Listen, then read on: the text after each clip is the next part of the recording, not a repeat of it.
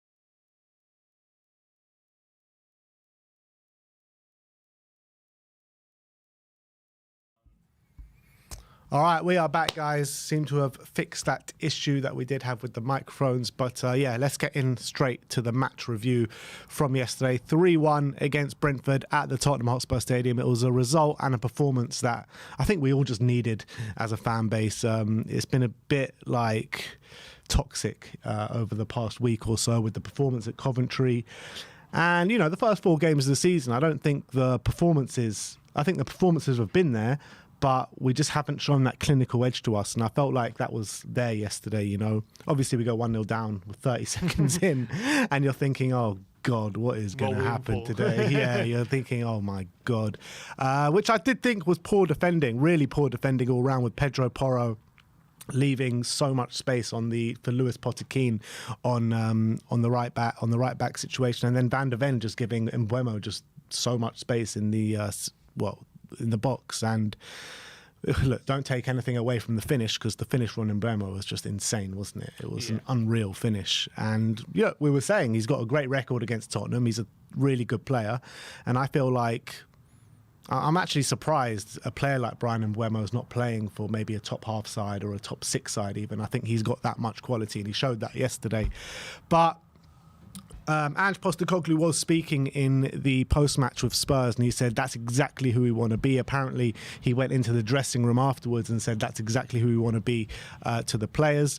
And like I said, it was just a performance and a result that the whole club just needed, and I felt like it was just a joy to behold and a joy to watch yesterday. Yeah, it was a really fun afternoon, to be honest. It was actually a really enjoyable game. We were clearly in confident mood starting the game. I know we went 1-0 down early, but we didn't let it affect us. We equalised within, 7 minutes or so, when obviously Dom Solanke getting his first goal for Spurs, which is a really important milestone for him. Hopefully the first of many as well. And I think the positions he was taking up, you can see where he is in the penalty area. If you look at a lot of the chances we had yesterday and the positions where Solanke's in, he's just going to get so many goals in around that position if we can find him on more than one occasion. And he probably will be disappointed he didn't get more than a goal yesterday because of some of the chances that he did have. But really good for him. And I just think it was good. We finally were getting good reward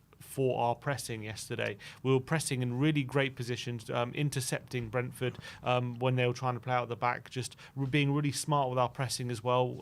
Kind of Madison on a lot of occasions moving on Brentford players' blind side and kind of nipping the ball in really dangerous areas. And when we were doing that, instead of moves breaking down or us allowing the opposition to get back in position, which maybe in the last few games we've been doing, we were just very clinical in our movements, very direct, knew what we were doing. And I also think we had different avenues of attack. We were very, very creative. We had Decky and Madison in the centre, being very difficult to deal with for the Brentford defence. We had Brennan and Son looking dangerous on the wide areas, albeit they looked a bit more central in this one, which is quite interesting. And obviously we had Solanke holding the ball up, bringing other players into play, and also picking up really dangerous positions inside the box. So everywhere you looked, it looked like anyone could score. And, we end the game with Madison a goal and assist, Brennan with a goal, Solanke with a goal, Son with 2 assists as well. So the whole front line were getting in on the act, which is really, really good to see. And it's only going to help improve their confidence moving forward. And that's something that's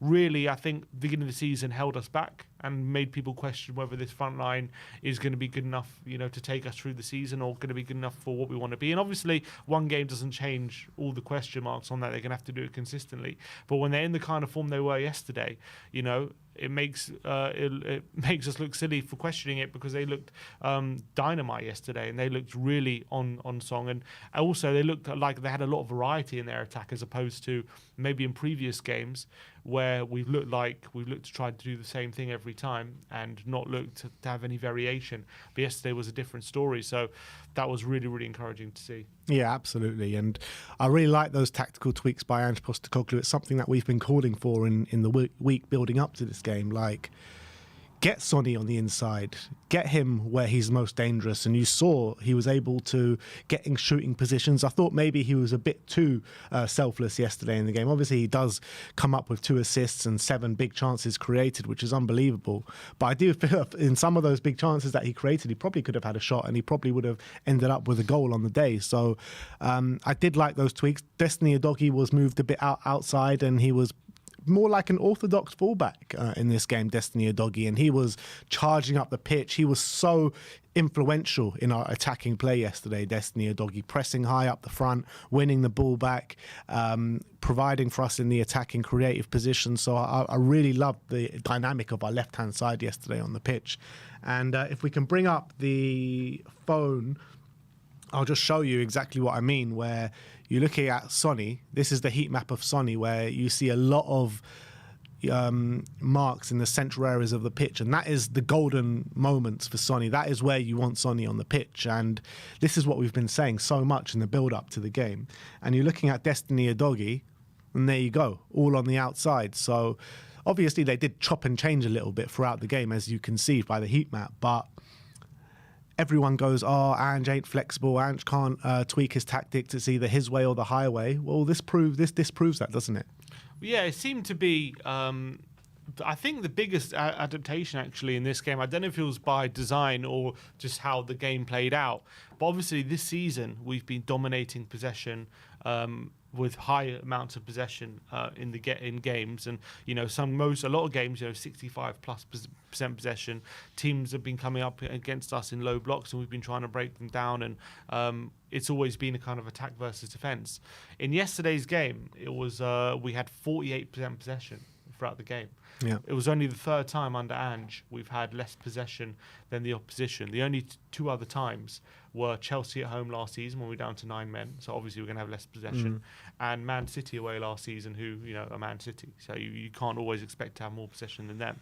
So that tells me the fact that we had less possession yesterday, part of me it feels that must be by design rather than something that must have been something that we thought about before the game, because I think the biggest reason why Son and Johnson looked a lot more effective yesterday than they have in the games this season is because we were a lot more transitional yesterday. I felt like the game plan was definitely more interceptions, allow Brentford to have a bit more of the ball and catch them out with our pressing, rather than dominating the ball ourselves and look to break them down and look to basically pick the lock. We allowed Brentford a bit more possession. We allowed them to have a bit more territory, and with a view of knowing how good our pressing is and knowing that if we can win the ball in good positions and find Son and Johnson directly into space, they're going to be a lot more of a threat. And you look at Johnson's goal.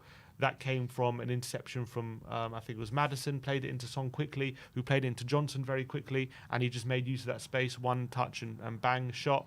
The first goal we scored, good interception from Madison. He takes a shot and Solanke scores.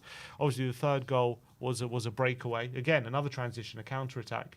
Basuma wins a tackle, quickly plays it to Romero, who quickly finds Son in behind. And we were doing that time and time again. I think it was Solanke found Sonny running in behind, and he went round the keeper and should have done better with that situation. A few situations where Johnson dragged his shots across the face of goal just wide, again for more transitional moments. So I wonder. I'm thinking, was that a deliberate tactic from Ange to allow Brentford to have a bit more territory so we can hit them in transition? And I think if it was a deliberate tactic, it was a smart change, because that's where I think our wide players are more effective in those situations. Absolutely. I think it was by design. I don't think, with Brentford coming to Spurs, they're not like historically or even this season a team that like to dominate the possession. They like to, work in the transitions as well. And I just felt like if Spurs wanted to completely dominate the possession, you look at all games this season, we've hit 70% possession or 65+% possession. So I think it was clearly by design yesterday. Yeah, and I think the very fact that it was only the third game in his tenure that we haven't dominated possession, and the other two that we haven't were City and Chelsea, where there were probably reasons why we haven't. So even in those games, I don't think it was deliberate. We didn't have possession. It was just, we're playing Man City away and we had 9 men.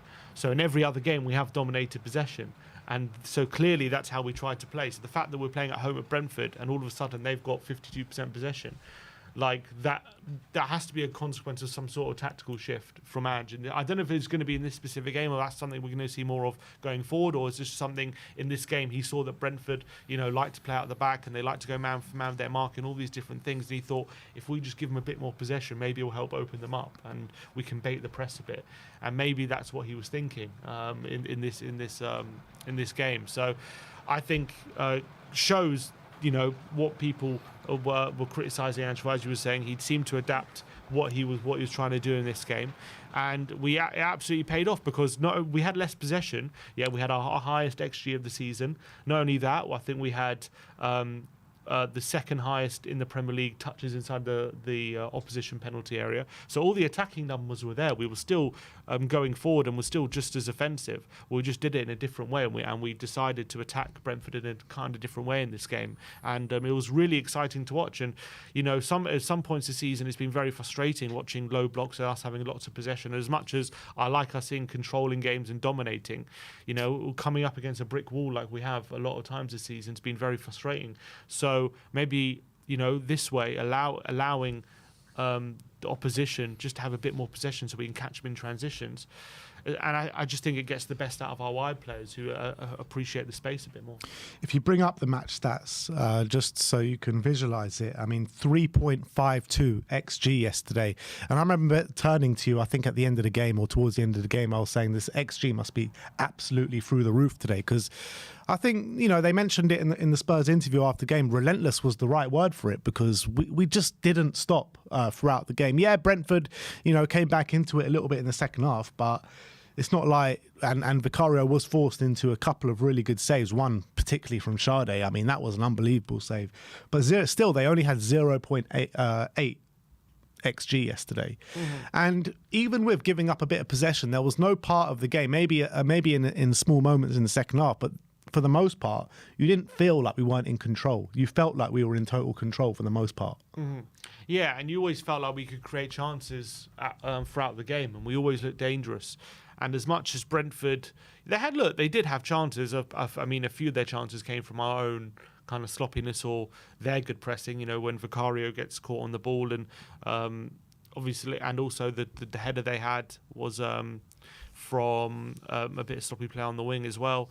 So they had some chances, but I do think we, in general, defended very well. And in general, I never really seemed concerned that we were going to concede massively, apart from that little period when they had a bit of domination. But they weren't exactly putting us under loads of pressure. They did find a couple of moments, but I think by and large, we dealt with Brentford very well. And it was interesting, actually. I was after the press conference, after the game, Thomas Frank was talking in his press conference saying, we're coming up against a very good team today, but they had their first choice 11, and we had, a mate we lost Wisser, and we didn't have our first choice attack. And he said it would be very interesting, to see if that was the other way around, how the game would have gone.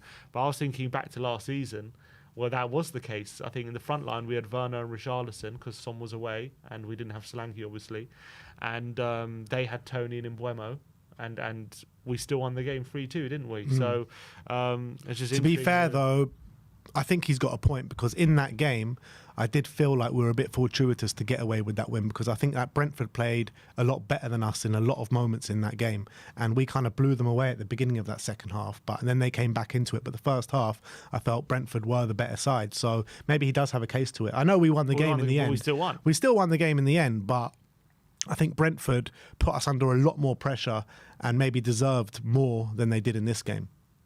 They deserved more in that game than they did. Maybe. I mean, at the end of the day, if you remember the goals we scored, they were all like really well-created chances, like very good chances that I think with high XGs and stuff like that. So I think Brentford did put us under pressure, but I don't think they created the level of chance on that game that probably deserved the win.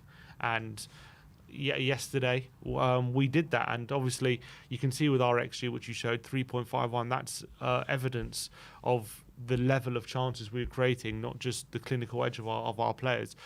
But so yeah, I just thought it was interesting what Thomas Frank was saying after the game, but it was just a joy to behold, seeing us in space, what we were able to do there, and actually in the final third making good decisions and right decisions. And that shows, once we start doing that, how potent we can be as an attacking force, because it's been questioned this season, hasn't it, about what this front line, how potent they can be. And I think yesterday was evidence that, give them a bit of time to click, and maybe we can start seeing them put goals in the back of the net. Yeah, and look, I think it was due to these small tactical tweaks that Ange did. I really like the dynamic of Brennan Johnson and Sonny coming a bit more inside, and I think they both reap the benefits of it, particularly Brennan Johnson as well. Like Brennan, I thought particularly in the first half was just relentless up against his left back. Kept running at him, got a brilliant goal as well. That finish smashed into the inside of the netting, didn't it? And it was absolutely clinical, and he was threatening to do that before as well. So Brennan has got to take a lot of credit for the performance yesterday. He's come under a lot of stick, a lot of horrible abuse that he's come under. He's responded to that by scoring the last-minute winner off the bench against Coventry to get us into the next round of the Cup, and a top performance against Brentford yesterday. So the fans responded in the right way, singing his name. I don't think I remember Spurs fans singing Brennan Johnson's name like that in the stadium before. So that was a really nice moment. So I think things are going in the right way, and if Ange keeps kind of being able to tweak things in a positive way and not be too stubborn, which he's shown now that he can do that. And to be fair to Ange as well, I thought in the back end of last season, I know results weren't going our way, but he did show an ability to tweak things, and maybe this narrative about him being too stubborn is just a bit overboard. Yeah, and I do think he's always shown an ability to not necessarily change in a way where I think when people talk about tweaks and changing and having a plan A and B, all this kind of stuff, I think that in their mind it's like he only wants to attack, he only wants to play like go forward and play like possession based and pump and go forward. And sometimes people look at a plan B as, oh, you just lump the ball forward to a big man who looks for flick-ons, or you like a plan B as, oh, you're going to sit back in a low block and counter attack. That's like a different plan. But Ange has definitely been able to change and tweak in different elements, like play different players, different positions, try different things, and change how players are playing in certain ways. But that's always with an element, always with a view of trying to attack and trying to go forward and trying to always dominate the game in his certain way. So from that point of view, he doesn't try to change his system, like to play. Apart from maybe yesterday was the first indication of him doing that, but I've always felt like Ange has tried to set up a way to dominate the ball and, you know, do all this kind of stuff. But he sometimes has tweaked it, you know, played skip at left back, all these different things. He's now moved Decky inside. So he's made some different tweaks with always a view of trying to, you know, dominate possession and being attacking. So I've always felt like he's been willing to change, but always with that view in mind. But yesterday was a bit different in a sense that we did see a bit more possession, and that was like one of the first times we've seen us do that. So maybe there is an indication that he's not married to the idea that we have to dominate possession all the time, and we have to like always be camped out in the opposition half to win games, and that could be a very interesting development going forward. And I also feel like something we spoke about before, that this season, because we've been so dominant in a way, in one way, it's caused another problem in the fact that because we force the team, the opposition, to a low block, it's caused a different problem where the players are trying to find space where there isn't space. So playing a bit more transitional like we did yesterday definitely suits the players that we have currently at our disposal. But I do think in Ange's perfect mind, in his perfect system, he wants us to be dominant like we were in the first 3 games with that kind of possession. But he wants players who are able to cope with that. And I just feel like right now, maybe we don't. And that's why he maybe changed it a bit yesterday. Yeah, I agree with that. But back on Brennan Johnson, if you bring up his stats yesterday, it just shows you how much of a threat he actually was. 2 shots on target, 2 off target, and 2 shots blocked. So 6 shots in total from Brennan Johnson yesterday, which I talk about, the threat that he was showing before he actually scored. And what's interesting is, Brennan, for the first 3 games, has been hugged on the touchline and he's been asked, get to the byline, put crosses across the face. Look how central he's getting in those areas yesterday. Yeah, and how many crosses did he put in yesterday? Did he say? Crosses, 1. 1. And he had 6 shots. Whereas, previously he's probably put in, 3 or 4 crosses a game and not had any shots or very few shots. So he was getting to a lot more shooting positions. But that's a consequence of us winning the ball and hitting him directly in a transition. And when we do that, because they had Lewis Potter-Keane, who at left wing back, who's a natural winger, he was very high up the pitch. So what it meant was he could sneak in between the wing back and the centre back and find that kind of space and go for more shooting opportunities rather than just focusing on getting to the byline and putting crosses in. So he found himself in a lot more shooting opportunities because of we gave Brentford a bit more possession, I felt, and if we had basically dominated the game and forced Brentford into a low block and they had Lewis Potter-Keane in a left back position rather than kind of a left wing position, he would have found it a lot more difficult to find those positions. And that's his bread and butter from when he was at Nottingham Forest, right? Finding those transitional moments and being clinical. That's what he was doing in Nottingham Forest. And the finish that we saw from him yesterday, it's something that we saw quite a bit from Forest, and it actually is something he's very capable of doing. He's got quite a good strike across the face to goal in that position. Obviously, he nearly scored a couple of times yesterday with it, and it's something that since he's come to Tottenham, he hasn't been able to show that finishing ability because of the role we ask him to play. The only goals he seems to score were back post finishes. I can't remember too many other goals he's scored. He hasn't scored too many. To be honest, it was nice to see a different goal from him yesterday. Yeah, it was nice to see something. But we know he has that in him, and he can be quite clinical in those situations. So I think the goal should be to try and get him in those situations more.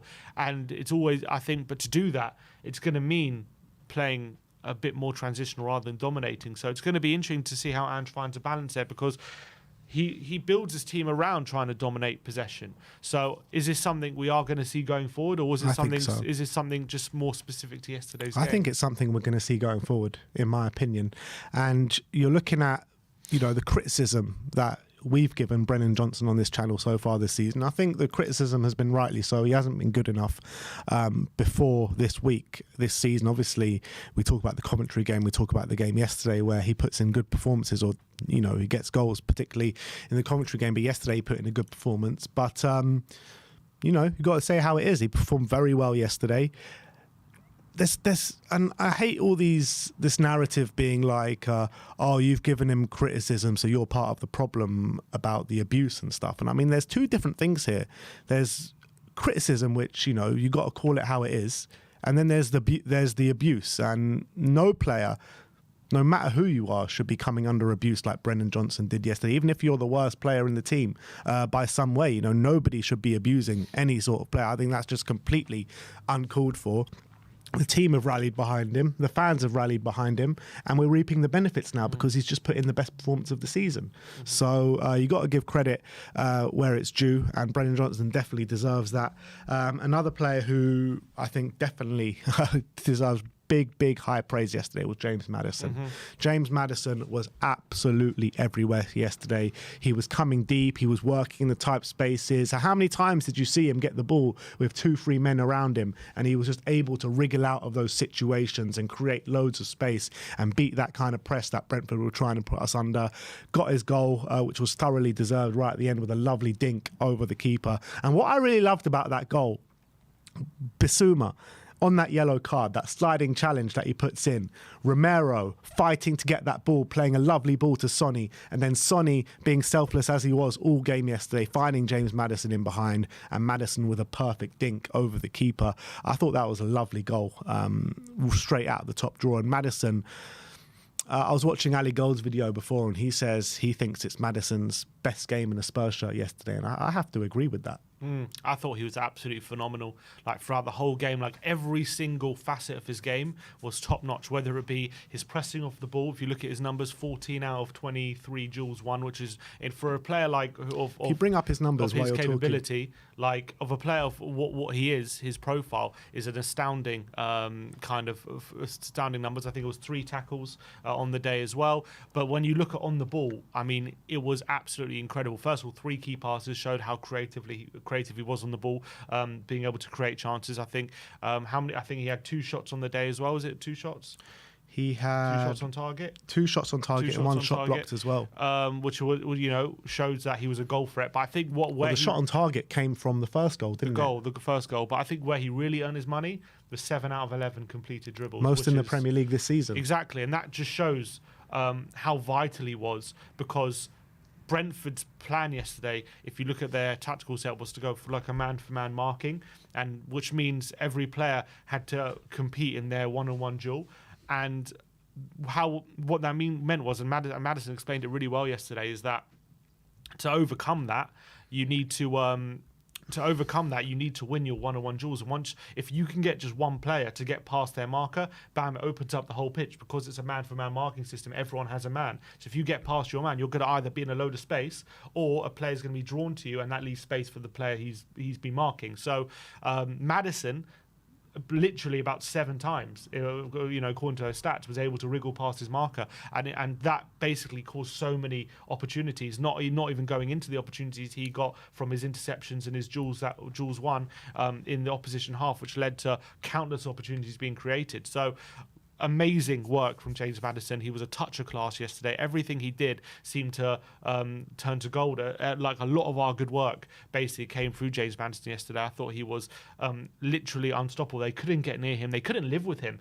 And I think he was a massive part of why we won the game yesterday. If it wasn't for him, I think actually the chances we created were going to be far fewer, to be honest. So I think he was my man of the match. He was astounding. I think he was everyone's man of the match. He was just amazing. He was just incredible. So massive credit for James Madison. He just seemed so up for it, and he just seemed to find a new level yesterday. Yeah, like we said, best performance in the Spurs shirt yesterday, and that is trumping the first 10 games of last season where he was absolutely unplayable at times as well. And what a goal! We did mention his goal, but I mean, you mentioned. I'm saying when I was going through his performance, like I was mentioning all the chances he created, but like incredible chip over the keeper, just dinked under the bar.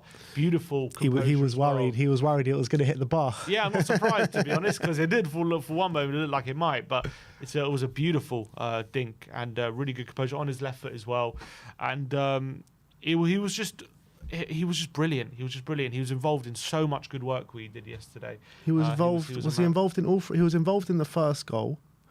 Yeah, he was involved in all three. He won the ball back and won the ball in the centre to give to Son for the second and scored the third. So brilliant. All action display. And you know what stat really impresses me about James Madison yesterday? He won 14 ground duels out of 23 attempted yesterday. Mm-hmm. That just shows how dominant and how tenacious he was. And I feel like that part of his game just goes a bit unnoticed when you talk about Madison. Obviously, he hasn't been on the best form, for quite some time. I actually think he has started the season well from a personal performance kind of thing, and he actually alluded to that in his post-match interview after the game.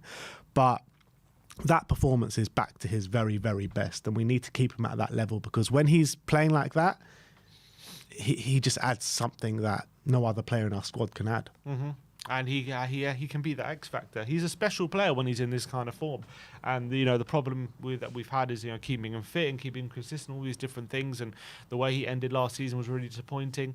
And he himself, acknowledged that he didn't end the season very well. But if we can just keep him in this form for as long as possible, we're going to reap the benefits, because he's a very, very special player. And Brentford just literally could not live with him yesterday. Yeah, and you talk about Sonny as well. Like the link up between Madison and Sonny was brilliant yesterday. Like I mentioned before, 7 key passes from Sonny in the game yesterday.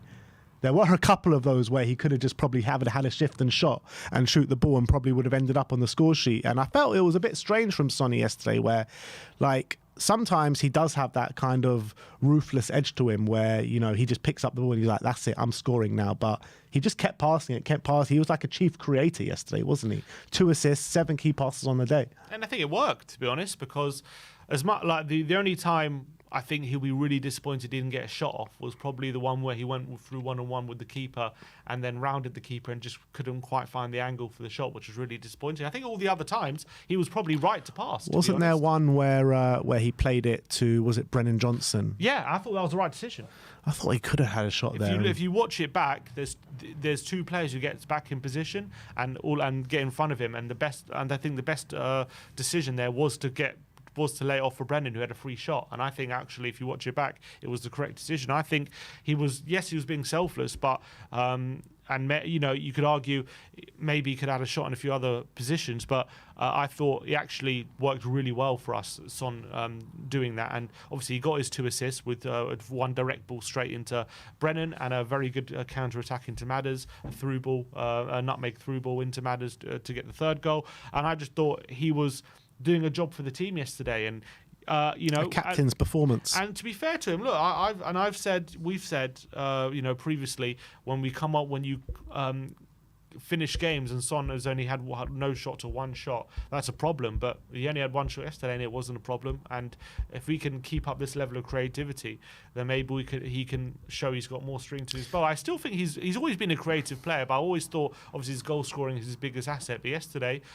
his creativity was really on display. Well, you say always, he's always been a creative player, because he's in the 2nd most assists in Premier League history for Tottenham Hotspur. I think only 3 or 4 behind Darren Anderton. He's gone above Christian Eriksen. Like, how mad is that? He's gone above Christian Eriksen, who was getting 15 assists at some point per season. So I think that's unbelievable from Sonny. And he's got so much to his game. He just really does. And I still think even now, with what he's shown over the past, well, ever since joining Tottenham, he's still such an underrated player and people don't value him as highly as they should. And I hate this whole narrative where people go, oh, Sonny's too old, Sonny's finished, Sonny's this, Sonny's that. He always responds to the critics and always proves people wrong. So this narrative about Sonny being finished is absolutely crazy, in my opinion. And he showed that again yesterday. Even if it wasn't his complete most strongest display, it was still a top display for him. Captain's performance, laying on chance after chance yesterday. And even if he wasn't having consistent shots on goal yesterday, he was still getting in those positions where he's the most dangerous. So it just gives the opposition something else to think about, where when he's tugged out to the touchline, he's not, he doesn't give that much to the opponents to think about. All he can do is cross it in from there. At least when he's in that moment and when he's on the left-hand side of the edge of the area, he can either shoot, he can pass it inside, he can go out, he can go in any direction he wants. But again, similar to Brendan, I think he really benefited from the change in our approach because, again, Son, I think as well, he's very good in the transitions. He's much better in the transitions. And I think yesterday he showed that because every time we won the ball back and went direct, he was alive and he had the space to pick out, as you say, he had options rather than how he's played in the first 3 games, which is we've been playing against low blocks and we're getting out wide to him and he's been asked to beat players and break down teams from a low block. And in this scenario, he's asked to run into space, which is what Son loves to do. How many times do we see him even running central into space, running in behind, which we just haven't been able to see from him in the first 3 games. And I don't think it's because he upped his game. I think it's more the change in how we approach the game got the best out of him, and hopefully that's a credit to Ange, in my opinion. Yeah, and I just love the dynamic between him and Udogie on that left-hand side as well. I think you saw yesterday Udogie getting back to close to full fitness yesterday. He lasted 90 minutes. Yeah, he played 90 minutes, and you didn't really see his performance level drop at all throughout that 90 minutes. You look at that first half. How many times we were on that side? Were we on that side? I can't remember. Too many drinks yesterday in the H Club. In the first half, we were on that side. We were on that side, exactly. And how many times did we see him just go down that side? And he was such a creative outlet. And not only that, but his pressing was on point all game yesterday. So I think you're really starting to see Udogie getting back to his old self now. Definitely. And I think, playing him 45 minutes in midweek really helped to get that match fitness up. And Ange was saying, he hasn't been completely 100% match fit this season. But I think you're starting to really see Udogie start to hit the levels that we saw at the beginning of last season at the moment. And 90 minutes, I thought he was completely dominant on that side as well. I thought so strong defensively. I thought he put in a phenomenal display. He was one of our better players as well. So well played Udogie, and really excited to see these kind of performances moving forward for him. Because when he's in that mood and because he's so strong, when he's in full flight, he's one of these players that you just can't bully off the ball. You can't stop him. Or if he wants to get past you, like if you're in a 50-50 duel with him, like there's only one winner because he's so strong. And when he's in the form he is yesterday, he's imperious. Well, there was a couple of times when he was on the ball charging up the pitch, like a Brentford player came to engage him. He just quickly shifts round him, and it's like you just can't get him. You just can't get him. Too strong. Guess we're still about Vicario. I was just about to say the good, the bad, and the ugly from Vicario yesterday. I mean, you know what reminded me of yesterday? Gomez. It was such a Aurelio Gomez performance. Oh man, proper Gomez vibe. Look, I think there were some really top saves in there. We'll talk about the good first, because that save from Sade kind of clawed it out of the net, didn't he? I thought it was brilliant. Absolutely brilliant. And he'd saved one just before from Mbeumo as well when they were on a counter and he was through one-on-one. Well, not quite one-on-one because I think Van der Ven was there, but, a position where Mbeumo can be clinical, and he had to make a good save there as well. So he did. He was there for the team. He stepped up in important moments because... Sorry, go on. Because if Sade scores that, it goes to 2-2, and the game could creep away from us. And also, actually, I have to give him credit because I thought from set pieces, apart from what we'll talk about, which I believe did come from a set piece, I think, but He caught a lot. He did catch all. He was coming for things a lot more. He looked a lot more confident. So I got to give him a bit of credit, because I actually thought his coming for set pieces was pretty good, apart from that one moment. And maybe again more. This is a team, yesterday, Brentford, who are one of the best from set piece in the league. Always very creative with their setups and stuff, and always look to put the opposition under pressure. And I thought we dealt with it quite well yesterday. And it's not just that, but actually, you know, he gets a lot of flack and a lot of stick for playing out the back. But I felt there were a number of times yesterday where he was playing out the back and he was able to dink it over to a Pedro Porro, dink it over to a Rodrigo Bentancur, and dink it over to a few other players where, you know, just completely beat Brentford's press in a second. So he gets a lot of stick for playing out the back, but I think there were a lot of moments yesterday where he did really well in that aspect. I think in terms of playing out the back, in terms of how I see Vicario, I think he's good playing out the back. I think he's better than your average keeper playing out the back, but he's not on the level of the top keepers in the league when it comes to that standard. So if you're judging him, if we're judging him amongst the best keepers, I don't think he's on that level. But I do think if you're judging him against the average keeper, he's probably a bit above average playing out the back. And I think, you know, yesterday, I know he had that hairy moment where he probably could have cost us, but he was actually quite good with the ball at his feet. And as you say, those little dinks, I think the stats are 6 out of 8 long balls completed from him. So pretty good passing, I would say. How long is a long ball to make it a pass to a long ball? 30 yards, maybe. 30 yards. I think so. So obviously there were two very scary moments from Vicario. One was more just complete what the hell are you doing? The other one was a very scary moment, obviously, where he's got the ball, 2 Brentford players are bearing down on him and he's trying to like dribble past them. I don't know what he's doing. Just get it away at that point. I watching it back, he gets put under pressure, to be fair. Van der Ven passes him, and with the fact that there are 2 Brentford players there. But he has a chance to just get rid on his left foot. And I think I tell you why. I think it's because he's analysing who he should pass to, because obviously under Ange, you know, he's told to play out the back when you can, try and find an option, and he's trying to see who he can pass to. And actually, he realises too late that he doesn't have a passing option. I think Bentancur's trying to come short, but he can't really make that pass because it's very too risky. But he dawdles way too long on the ball. I don't think he's trying to dribble past anyone. I think he's just looking for an option. He realises too late that there actually isn't an option, and he probably should have belted it as soon as he got the ball. And at that point, the 2 Brentford players have got way too close to him. They nicked the ball off him. And look, to be credit to him though, as much as he put himself, he put the team in trouble. He did make the save to make sure they didn't cost us. So, you know, hopefully he'll learn from that situation. He should be more aware, I think, as before he receives the ball, that there aren't really any options, and he should have booted it as soon as he noticed that these 2 Brentford players are coming close to him. But I think that's something he'll learn from going forward, and hopefully that's something they'll try and, you know, work on the training ground, because that could have cost us. But he made the save, so credit to him. Yeah, it was like he made a double save at that point, didn't he? Wasn't it? Didn't he save it twice? Because he got the first initial shot, and then I think there was another one in there. I might be wrong, but obviously what everyone's going to be talking about is a handball just outside the box. I mean, what the hell is he doing? First of all, why is he charging out crazy like that? I don't think he needed to at that moment in time. And second of all, I felt like he touches it outside the box, and then he goes for it again a second later and touches it. Yeah, I think he actually touched it out of the box twice yesterday. He handled it twice outside the box, because he handled it once, and then he noticed it's still going to move to Damsgaard, and he just did a little tap there. I don't know whether he just got his bearings wrong, he didn't know he was outside the box, but I think he did. He was completely unnecessary for him to. I think he misjudged the flight of the ball. I think he thinks that it was coming a lot closer inside the box than it was. I think he realises once he went to catch the ball that actually if he catches it and once he lands he's going to be outside, so then he drops it, and then he realises it's going to fall to Damsgaard, so he quickly hits it away.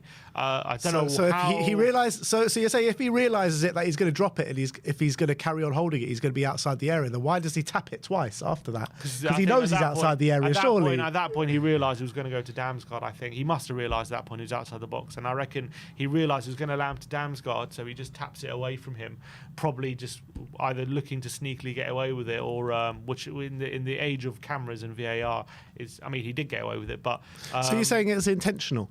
I think it was intentional. So if it's intentional, is that not a red card then? intentional handball. I think intentional handball to deny a obvious goal scoring opportunity is a red card. I think the Spurs had enough men back. if you had intentional handball is a yellow card. I think. I don't think it's a straight red. Intentional handball that denies a goal scoring opportunity. It's a red card. That's a red card. So yeah, it wasn't a goal scoring opportunity because Spurs had many players back. Yeah, exactly. So I think if a referee gives him a red card, I don't think like VAR overturns or anything. I think he's lucky in a way that, some referees could deem that if it lands to Damsgaard and there's an open goal there, and he has a shot, maybe that could be a goal scoring opportunity. So I think he's lucky that the referee, or the VAR, I should say, deemed it a non-obvious goal scoring opportunity. But he's extremely lucky. The referee just seemed to miss it completely. I don't know how. Everyone in the ground could see that he had handled that. Somehow the referee didn't notice it. And I understand that the Brentford players were going to go mental, so completely got away with that one. It was one of those really odd moments that you very rarely see in a football game. Thomas Frank and the Brentford player both got booked for complaining to the ref. That is mad. He really, really got away with that. But I don't think it's one of those moments that, yes, they got robbed of a free kick, but I wouldn't say that changed the game or anything. No. And I think Thomas Frank actually admitted that after the game. He said it was a crazy decision from the ref, but that's not where the game was won or lost. It's not like a penalty or anything. Yeah, exactly. And he was talking, actually in his post-match press conference, he was talking about how low a percentage is from a free kick from that area anyway. So it's not like a game-defining moment. It's not at all. Yeah. Dom Solanke, I thought obviously he gets his first goal for the club, which I was desperate for him to get coming into this game. Lovely poacher's effort from great work from James Madison. And it wasn't just that. I think he probably could have finished on more goals than he did on the day. There was a couple of chances where he probably should have scored from. But it's just a common theme now from the 3 games that we've seen him play, just tireless running, tireless work. You saw he was absolutely knackered when he got taken off with 15 minutes to go. He probably could have been taken off a bit earlier than that, to be fair. But he just does such great work for the team, Dom Solanke, doesn't he? And his hold-up play, his pressing, his ability just to tirelessly run for the whole time he's on the pitch. I feel like he is a real big asset for us. Which is why they were calling him the best pressing forward in the league last season. And that's exactly why Ange wanted him, because of those traits. And that's really going to be beneficial to us. And what's great is having someone like, when he presses, because he's such a physical presence, as soon as he gets near you and he gets a whiff of it, it's very hard to get away from him, because he's actually a lot faster than people give him credit for. And he's such a big physical specimen with his upper body strength. So as soon as he gets close to you and he's like looking to shove you off the ball, he's difficult to stop in those situations. He's a brilliant presser. I think he's got brilliant hold-up play. He earns free kicks in good situations. We play it when we play the ball directly into him, like say on the halfway line and stuff like that. He's able to hold the ball up, win free kicks, get us up the pitch. Or if he doesn't win a free kick, he usually turns his man and gets us going back the other way. And he's obviously, those are the kind of goals he was getting for Bournemouth last season. Those little tap-ins, and that's exactly the positions we're going to need to get him in for Tottenham. And he was taking up those positions time and time again. He'll be really disappointed that he didn't get on the score sheet more than once, because he had that moment where Madison put it across the face of goal. He actually got there first. I think a defender blocked it on the line and they just got it away. And then there was a moment in the second half where Decky, he goes into a dribble in the box. It kind of just falls its way into Solanke, and he has just outside the 6-yard box has a really good opportunity, and he fires it straight at Fleck, and he'll be disappointed that he didn't bury that chance as well. So he had some really good opportunities. And if you I mentioned it at the beginning of the stream, but if you pause when all the opportunities we had yesterday, and when Brennan's firing it across the face of goal and things like that, and Madison's getting in the box, you just watch where Solanke is, and he's always in and around sniffing opportunities, looking for tap-ins, looking for poachers' efforts, or looking for the cutbacks for his teammates. And I just feel like once we really get into a rhythm with him, where we're finding him consistently, it's going to be goals galore. I really feel that, and I just feel like he's added so much to our team already, and we just haven't seen it yet, just because we haven't seen him score goals yet, and we haven't made the most out of the situations where he's holding up the ball and bringing other players into play. But once we start doing it, it's going to make such a difference to our attack. I really believe that. The reality is, we're sitting here, 3 games in. He's played 3 games in the Premier League now. And he was out for he was injured. And he got injured as well. Yeah, but what I'm saying is 3 games into his Premier League campaign with Tottenham, in a complete new team, new system, new everything, he should be sitting here on a lot more goals already than he's already got. He probably should have got at least a goal at Leicester. Arsenal, he probably should have got a goal as well. It was, I mean, if he shifts and shoot, you never know, it could be going in. And he probably should have got more than 1 goal yesterday. So you're looking at it, and his finishing is probably what he's shown so far in his Spurs shirt to be his worst asset. And he played that through ball to Son as well, which when he rounded the keeper, and that was Solanke playing that through ball. So showed his all-round game there as well. And I agree, his finishing's just been a bit off it. But you've seen, I don't know, I don't know what it is. We saw, like, for example, Ollie Watkins at the beginning of the season, you know, he went away. I know Solanke wasn't away at the Euros, but for one reason or another, he just wasn't fully fit, and you saw he was getting chances and fluffing them, and now all of a sudden he had that break from the international break and he's firing again, getting goals. And we've seen Solanke's been injured and he's had some problems. Apparently, you know, it was at the beginning of that Leicester game he got injured, and then he played on with it, and obviously it led to him being out for a few weeks. I think he actually missed quite a bit of pre-season with Bournemouth through an injury. Yeah, that was right. I mean, everyone thought it wasn't a real injury because he was getting a move to Tottenham, and it might have been, but they said he was injured, so maybe he did have an actual injury at the time. So sometimes you just need to, you know, get that bit of a break, and once you get back to full fitness and match fitness, bam, you're going to be firing again. And obviously he got his first goal, and I think I really believe he's going to be a major difference for us, and I think he's already proving to be a major asset. Obviously, it was great to get back to winning ways, top performance, and I don't think, obviously with a few tweaks, but I don't think it was too dissimilar to what we've seen against Leicester, against Everton, and against Newcastle, and even to a certain extent against Arsenal. I think the key thing here, the pressing has always been there in all these games. We've won it consistently high up the pitch, but the difference was we showed that clinical edge yesterday and we got those goals. And to be honest, we weren't even as clinical as maybe we should have been yesterday, because we could have scored maybe 4. Because if we score 5 goals yesterday, everyone's saying, it's well deserved, and I felt like we could have scored that amount of goals yesterday. So I still think we need to be a bit more ruthless in the final third, but it was definitely great to get back to winning ways. But however, it's still a similar thing where we're beating the bottom 10 teams, and now in the next 2 games in the Premier League, we've got Man United and Brighton, both away from home. Does that performance yesterday give you confidence that we can go and do a job in those games, or because there's still question marks for me about us coming up against these top 10 teams? Yeah, and we have to wait and see. I think we can definitely be in it. Even without the performance yesterday, we can definitely be in, give them a game. We could definitely beat them. We're capable of beating anyone. I really believe that. I think we've got a very good team. I think the way we play gives us a chance against any team. I strongly believe that, and I do think we got a chance to win these games. But it's whether we make the most out of the pressing situations. It's whether we're clinical in front of goal. It's whether how much we can restrict the opposition to the chances they create. We'll have to wait and see once we play, to these top half teams, if we're up to the task of really dominating and winning these games as well, not just the teams in the bottom half. So, obviously, we've still got more to prove, but at least we answered a few questions yesterday.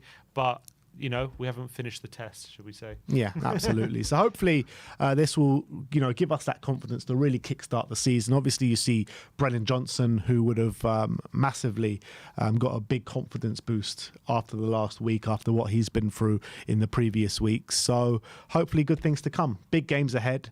Europa League as well, starting next week with Karabag on Thursday night. Very interesting to see what kind of lineup he plays. plays. Do you think he does go a similar lineup to what he did against Coventry? I don't think it's as. I still think he'll make changes, but I don't think he'll make 8. I think Bergvall has to come in. I think Bergvall showed, really good performances against Coventry, and it'll be unlucky for him if he doesn't start. I really don't want to see Timo start. Again, I stand by what I said before the Coventry game. I said I want to see Mikey Moore start that game. I want to see Mikey Moore start this game. Yeah, that'd be nice. Obviously, he came on. We didn't mention that, actually, the 3 youngsters coming on at the end, which was really nice to see. And obviously, Mikey Moore getting 5 minutes. Unfortunately, the game was done by then, and we actually were looking to play into the corner more than going for another goal. So didn't get to see Mikey Moore do anything. But I don't think he had a touch, did he? Not that I can remember, to be honest. So. But it was still nice to see him get some minutes in the Premier League, which is with a view of getting them more involved this season. So looking forward to see what kind of lineup he plays on Thursday. I mean, I guess we'll see, who's fit and who's all that kind of stuff. And obviously, still haven't heard about Bentancur, which we didn't mention as well. Yeah, I thought had a pretty good game actually. Yeah, it was fairly good. I think he was. Well, I think he was helping us. Just suffocate Brentford at times in their half, and maybe not suffocate them, but keep recycling that possession and getting us high up the pitch. So yeah, Bentancur put in a good performance, and I thought Basuma as well when he came on looked really good. So we have to see when it comes to Bentancur. We don't know yet if he's going to be what the ban is or anything like that. So if he is going to get banned, I'm assuming he's going to play every Europa League game, so he'll be in the team probably. So well, isn't it a given that he's banned? It's just about how long for. We don't know. Because he's been charged by the FA, hasn't he? He's been charged. I don't know. I mean, we haven't had it confirmed that he accepted the charge. I mean, I assume he will. I don't know. There's nothing been confirmed yet, so I have to wait and see what the latest is. Yeah. All right. Well, that was our match review. Definitely a top performance at the Tottenham Hotspur Stadium yesterday. Great to get back to winning ways. Let's move on and let's go to our player rating, starting off with Vicario. 6s all round for Big Vic. The good, the bad, the ugly from Vicario yesterday. Some moments of absolute madness, some moments of brilliance. I felt like he made a really top save from Sade. I felt like his playing out the back really helped us progress the ball up the pitch with his little dinks out wide and through the centre of the park. But it was his moments of madness which people are going to remember this game. Obviously, he gets... I think it was... Past that Van der Ven maybe put him into trouble a bit with 2 Brentford players bearing down on him, but at that point you just got to get rid of the ball, and he holds on to the ball for way too long and nearly costs us a goal.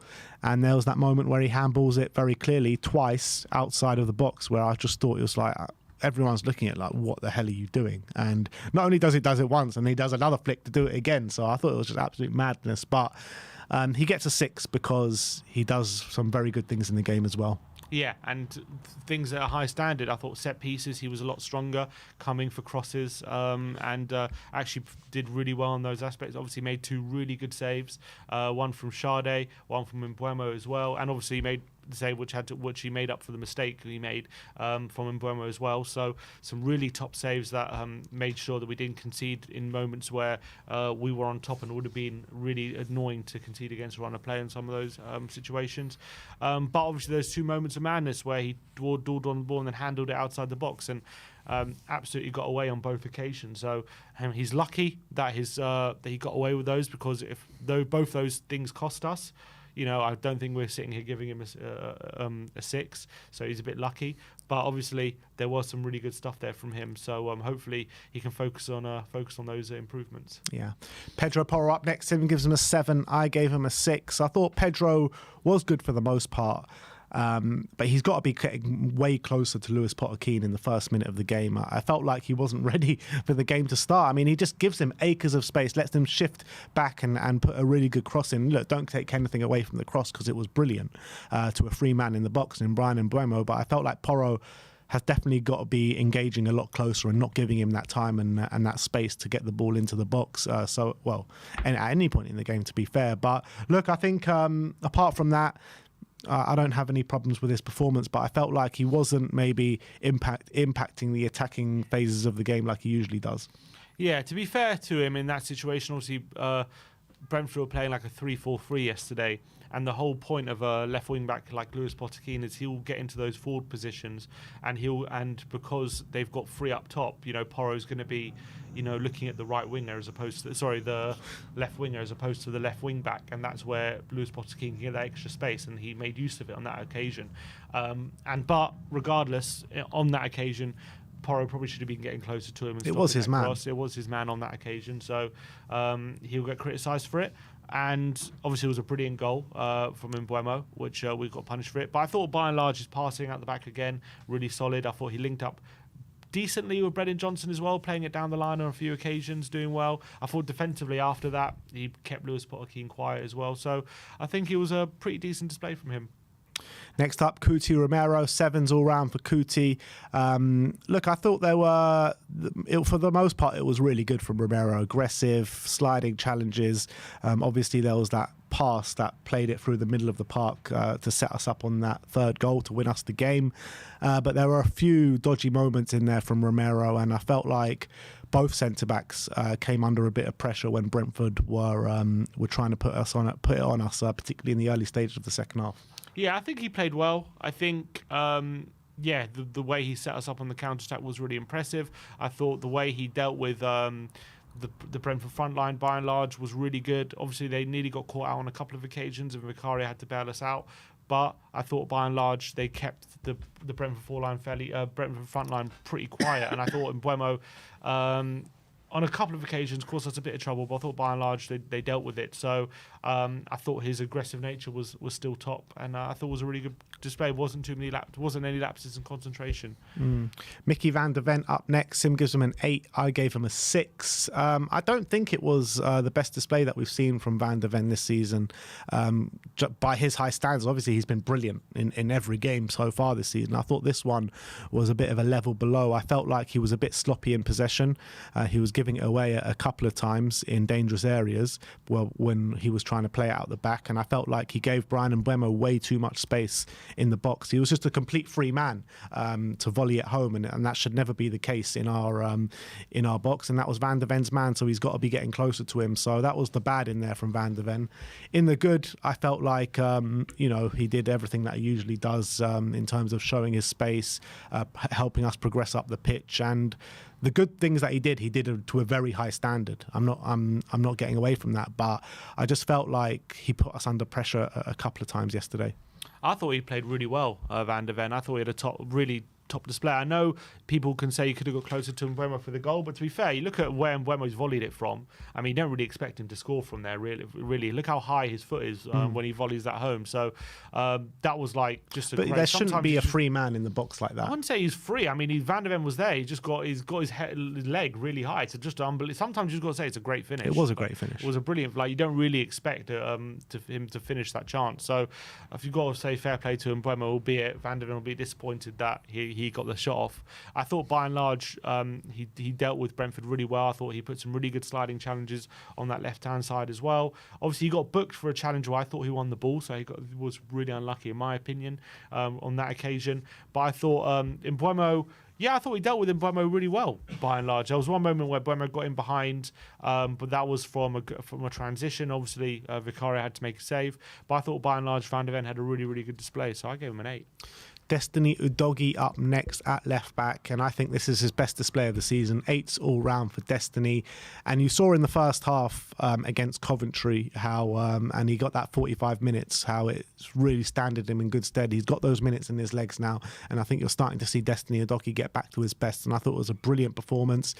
You saw those tactical tweaks from Ange, getting Destiny Udogie more on the outside, and I think it really suited him as well. He was influencing the attack, particularly in the first half. He was winning the ball back countless amount of times, and I don't think much got down his side for the majority of the game. Lasted 90 minutes, and he didn't seem to falter in the game as he has done quite a lot this season, with him just coming back from injury and not having too much of a pre-season. So great to see Destiny getting back there.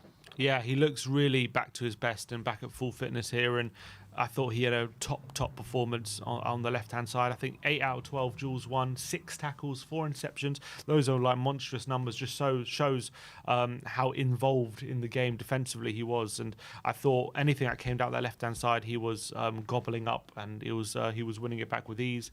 And I thought on the ball as well, his ability to just charge past players with his physicality and just bully his way past them is brilliant. And I thought he did really well on that occasion, on so many occasions yesterday, and he lasted 90 minutes without getting tired. So that really shows he's getting back to full match fitness. Rodrigo Bentancur up next, 7s all round for Rodri. A really good display from him. I thought it was much better than what we saw at Coventry in midweek. And for him to have, 3 starts in the space of a week for Rodrigo Bentancur, which is really good to see with the injury problems that he has had over the past year or couple of years. And what I felt like he did really well, which I haven't seen him do consistently for a while, is move the ball really quickly, where he was getting these dinks from Vicario, and he was getting getting the ball turning and shifting and moving the ball quickly. And I just felt like that's something I wanted to see more from Bentancur. Just help us, progress quickly up the pitch. And that's what I was most impressed about. Yeah, I thought he had a really good display as well. And I thought off the ball was really helping us intercept Brentford when they're going forward, and he's putting these sliding challenges to win the ball back. And I love it when Bentancur puts in a really good, clean sliding challenge, because it's a beautiful thing to see. Absolutely. I thought he did start to tire, which is probably why he got taken off when Basuma came on. That was also consequently when Brentford were having a bit more possession and putting us under a bit of pressure. That's probably because Bentancur was tiring a bit at that moment, which is probably was rightly brought off. But I thought while he was on the pitch, he put in a really good display on the ball. He starting to again look like the Bentancur of old, where he's under pressure, but he can wriggle out of tight situations, which is what he was really good at before his injury. So that was really good to see. I was really happy with him. I thought it was a really good display, and hopefully the more fitter he gets, the better he gets. The more he's getting back to those levels. So I think it's been a pretty decent week for Bentancur. Yeah. Dejan Kulusevski, 7s all round for Decky in the midfield, once again keeping up his standards that he's shown all season. In my opinion, our most consistent performer that we've seen this season, and yesterday was no different. Winning the ball back, being a threat, and I think he had his hand in one of the goals. I can't remember off the top of my head which one it was, but he's just got a different kind of mode about him at the moment, where he's just so aggressive, he's just so creative, and he's and they can't really seem to deal with him whenever he's on the ball. So it's brilliant to see, or off the ball. Yeah, another player they struggled to deal with in between the lines, and I thought he was just picking up all sorts of positions which Brentford couldn't really pick him up. He'll just be a bit disappointed that a few times he got in good positions. He was set up by Madison a couple of times, and he hit it straight at the keeper. And I thought when he was getting in positions to set up chances, he was doing well. When he was doing it to get shots off, he struggled a bit sometimes. Obviously, 3 block shots. He moved over to the right hand side, didn't he, for a period of the game, where I thought, I don't know, it was a bit of a weird decision. He brought Brennan off and put him on the right, and I don't know how well he did at that game, because it became a bit more us hitting on the counter, and I don't know if that's his kind of game. But when he was in the centre, I thought he was really effective, and Brentford really struggled to deal with him, but didn't really. Wasn't as good as his partner, so I gave him a 7. James Madison now man of the match. We give him a 9. Best performance of the season, and arguably best performance in a Spurs shirt as well. The guy was just literally everywhere on the football pitch. He was dropping a bit deeper. He was working in those tight spaces, and they just couldn't deal with him whatsoever. Every time he got the ball, he had 2 or 3 men around him. He seemed to wriggle his way out. He was creative. He was getting shots off. This is the James Madison that we know and love. When you talk about James Madison, these are the kind of things that you have in your head. His ability to wriggle out those tight spaces, his ability to get shots off goal, just being a complete danger to the opposition. And they just didn't know how to deal with him. That's the reality. And he got his goal, which was well deserved at the end of it, with a lovely finish, dinked over the keeper. And his link-up play with Sonny on the day was just so great to see. He was phenomenal. Literally, with pretty much every touch of the ball, he seemed to do something. And not only was he amazing on the ball with his amazing dribbling and wriggling out of the Brentford press, opening up spaces for his teammates, playing through balls to Kulusevski and Son, and opening up the space so many times. But also off the ball, his ability to win back the possession time and time again, put Brentford under pressure. His pressing was phenomenal. It put us in so many good situations as well. He was just absolutely everywhere, and obviously he capped off his performance with a goal late on as well, which was just the cherry on top of what was a masterful display for Madison. When he's in this kind of form, he's a special player, and he's so hard to stop, and Brentford just couldn't get near him yesterday. So phenomenal all round for Madison, and hopefully sign of things to come. 7 dribble attempts, which is more than any other player in the Premier League this season, which is unbelievable. And 14 ground duels won, which plays into what you were saying about how good he was off the ball yesterday. So, top display from James Madison. Moving on to Brennan Johnson, who started off on the right wing. Sim gives him a 7. I gave him an 8. Again, another one who I think reaped the benefits of Ange's tactical tweaks yesterday, where Porro was more on the outside and Brennan Johnson had the ability to come inside. Obviously got a brilliant goal with a lovely finish to the far post, which you can't get it more in the corner than he did, pretty much straight into the side netting. And we need to see that more from Brennan Johnson, because we were speaking in the match preview and we were saying we don't really remember a goal that Brennan Johnson has scored that's not just a little tapping at the back post. So that's what you want to see, and I think that was due to maybe the tactical tweaks that Ange did make throughout the game. And I did think like he was threatening to do that beforehand. He was getting in such dangerous positions. He was something else for Brentford to worry about in the game. And I felt like for the most part this season, he's been, they just haven't, the oppositions just haven't really worried about Brennan Johnson because he's out really far on the right hand side, and he's just no real threat to the opposition. Where you get him a bit more central, and as well where we played a bit more transitional game, he is so much more of a threat. Yeah, and I thought Brentford were struggling to deal with him on that side as well. He got into so many good positions. He was getting into all kinds of spaces to get shots off and get into goal scoring positions. Obviously, the goal he took was so clinical, brilliantly, just into the side netting, unstoppable finish, something that he's clearly capable of. He'll just be a bit disappointed that he found himself in two similar positions and he failed to hit that far corner on those two occasions when, one of the chances, especially the one that Son laid off for him, was probably a lot easier than the one he actually scored, and he skewed it wide. So we're a bit annoyed with that. Also, I think creatively, I don't remember him being particularly the one to set up any chances himself, but he was the one getting to the goal scoring positions. That was his role, and that was a consequence of the little tweaks that Ange made. So that was really, really good to see. I do wonder whether this was a thing because, Brentford playing with three at the back with a left wing back who's more of a winger, so that gave him more space, or whether this is something we'll see going forward. But I think in this game it really worked a treat, so he played really well. Sonny up next, 8s all round for Son Heung-min, was chief creator yesterday, laying on 7 key passes on the day, 2 big chances created and 2 assists for Sonny. I thought he was very, very selfless. In my opinion, there was a couple of moments where instead of making that pass, he could have taken the shot on, and we know how dynamite he is from those positions. Again, another one who reaped the benefits from Ange's tactical tweaks. The areas that Sonny was taking on the pitch is the exact areas that you want Sonny, where, as you can see in the game yesterday, he can either shoot or pass, and both things he's got off the top draw. So top player in Son Heung-min, always responding to those negative critics that come out every single year. And it was a top captain's performance yesterday, and not only in terms of his gameplay, but I saw him a few times just showing his leadership ability on that pitch.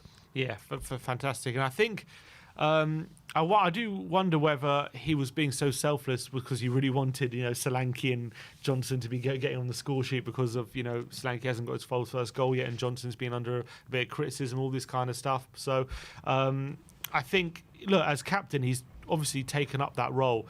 We even saw it last season where he's thinking more of the team than just him being goal scorer himself. And I think in this game, I actually thought his decision making by and large was really good. I thought he'll be disappointed when he went for a 1-on-1 when he rounded the keeper. He didn't get a goal there, but I thought his passing and creative abilities in this game were on full display. I thought his ability in transition was fantastic. I think it really suited him this game because we gave Brentford a bit more of the ball and we just hit them on transition. His ability to run in behind is second to none. And I thought time and time again he was on that last line, getting in behind, finding the space, and those are the spaces he just hasn't been able to find so far this season. You see when he gets into those spaces, he can be so effective, whether that be setting up a chance or getting a shot on goal. And I thought he was phenomenal yesterday.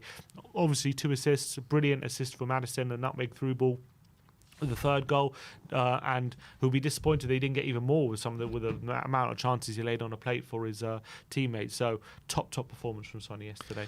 And big Dom Solanke, the last of the starting 11, 7s all round for Dom. Finally gets his first goal in a Spurs shirt, which I was delighted about, to set us, straight away as well, getting the leveller after go 1-0 down, which was great. He did have a couple of more chances where he probably should have put it in the back of the net, but I thought his all-round gameplay was spot on yesterday in terms of his pressing, his physicality. He was even coming deep and trying to win the ball back to get us back on possession. So he did tire because he worked tirelessly hard for the team for the first 75 minutes, and he went off, and quite rightly so, because I just felt like he was absolutely knackered. But look, good performance for Dom Solanke, sign of things to come. I just feel like he needs to get better in his finishing, and we'll have a really good striker on our hands. Yeah, obviously got his first goal, which was a massive moment for him, getting off the mark with a poacher's effort, which is something I think we'll be seeing a lot of this season in the Tottenham show, looking at the positions he's taking up. I think he'll be, first of all, just a bit disappointed that on the couple of occasions the ball fell to him. He wasn't able to finish it off and get more than a goal. And also be a bit disappointed that there was some moments where he should have been found, really, from his teammates. And they just didn't read where he was running or didn't see him or what he weren't able to pick him out. So I think there are definitely, once it starts really clicking, I mean, it clicked in this game, but once I think they start understanding his movement and his runs and all that kind of stuff, it's going to be goals galore for him. I thought his hold-up play was brilliant. He obviously played that through ball to Sonny as well. When he was one-on-ones, it could have had himself an assist on the day as well, if it wasn't for Sonny's miss on that occasion. So I thought it was a top display all round from Dom Solanke, and I think he's improving game on game. He's learning how to fit into the system, and I think he's a massive asset for us. Let's move on to the substitutes. Yves Bissouma, who came on for Bentancur with around half an hour to go. 7s all round for Bissouma. It was great to see him back on the pitch after the strong start of the season that he's had.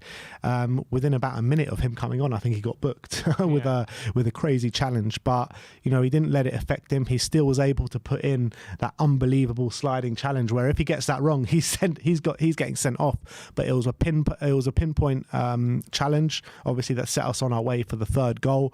And I just felt like he was a real presence in that middle of the park where we kind of needed it, where our midfield players were kind of tiring at that moment. So he added something extra to the midfield, and it was great to see. Yeah, we needed his energy. We needed his ability to cover space at that moment because Brentford were really starting to get a bit on top of us. So we needed to change the dynamic a bit. I think Bentancur was starting to tire, and I think he came on and did really well. And obviously, as you say, massively involved in that third goal. It was a big moment for him to seal the game. And I thought it was a pretty good cameo from him off the bench. So game of 7. And last but not least, of the players that we're going to rate is Pape Matar Sarr. We're going to give him a 7 as well. And again, it was at that moment in time where he was coming on the pitch. He came on the pitch where we just needed those extra legs in the midfield, and I think he provided that. In terms of on the ball, I still think he needs to provide more for the team, but those energy levels that he was providing us in the midfield stood us in really good stead and helped us seal off that game. Yeah, I think he just came on, helped us see off the game, and just stopped Brentford from dominating in key areas, which was really, really crucial. So, again, I think he was really beneficial to the team. Didn't offer too much on the ball, but off the ball, just helped us see out the win. And last but not least, we're going to go to Ange Postecoglou. 8s all round for Big Ange.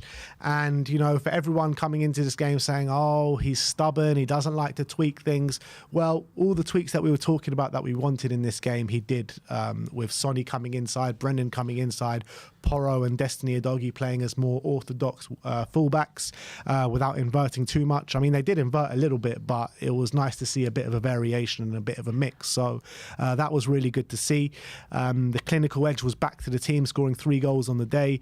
Pressing was on point as always, and I felt like within the game he made the changes when the players were tiring, like Dom Solanke and Rodrigo Bentancur going off when they probably needed to go off, and he brought the changes on to positively impact the game as well. And also we got to see Bergvall, Moore and Archie Gray come on. Maybe we might have liked to see them get a bit more time, but I felt like the tactical tweaks are the things that got us to win this game.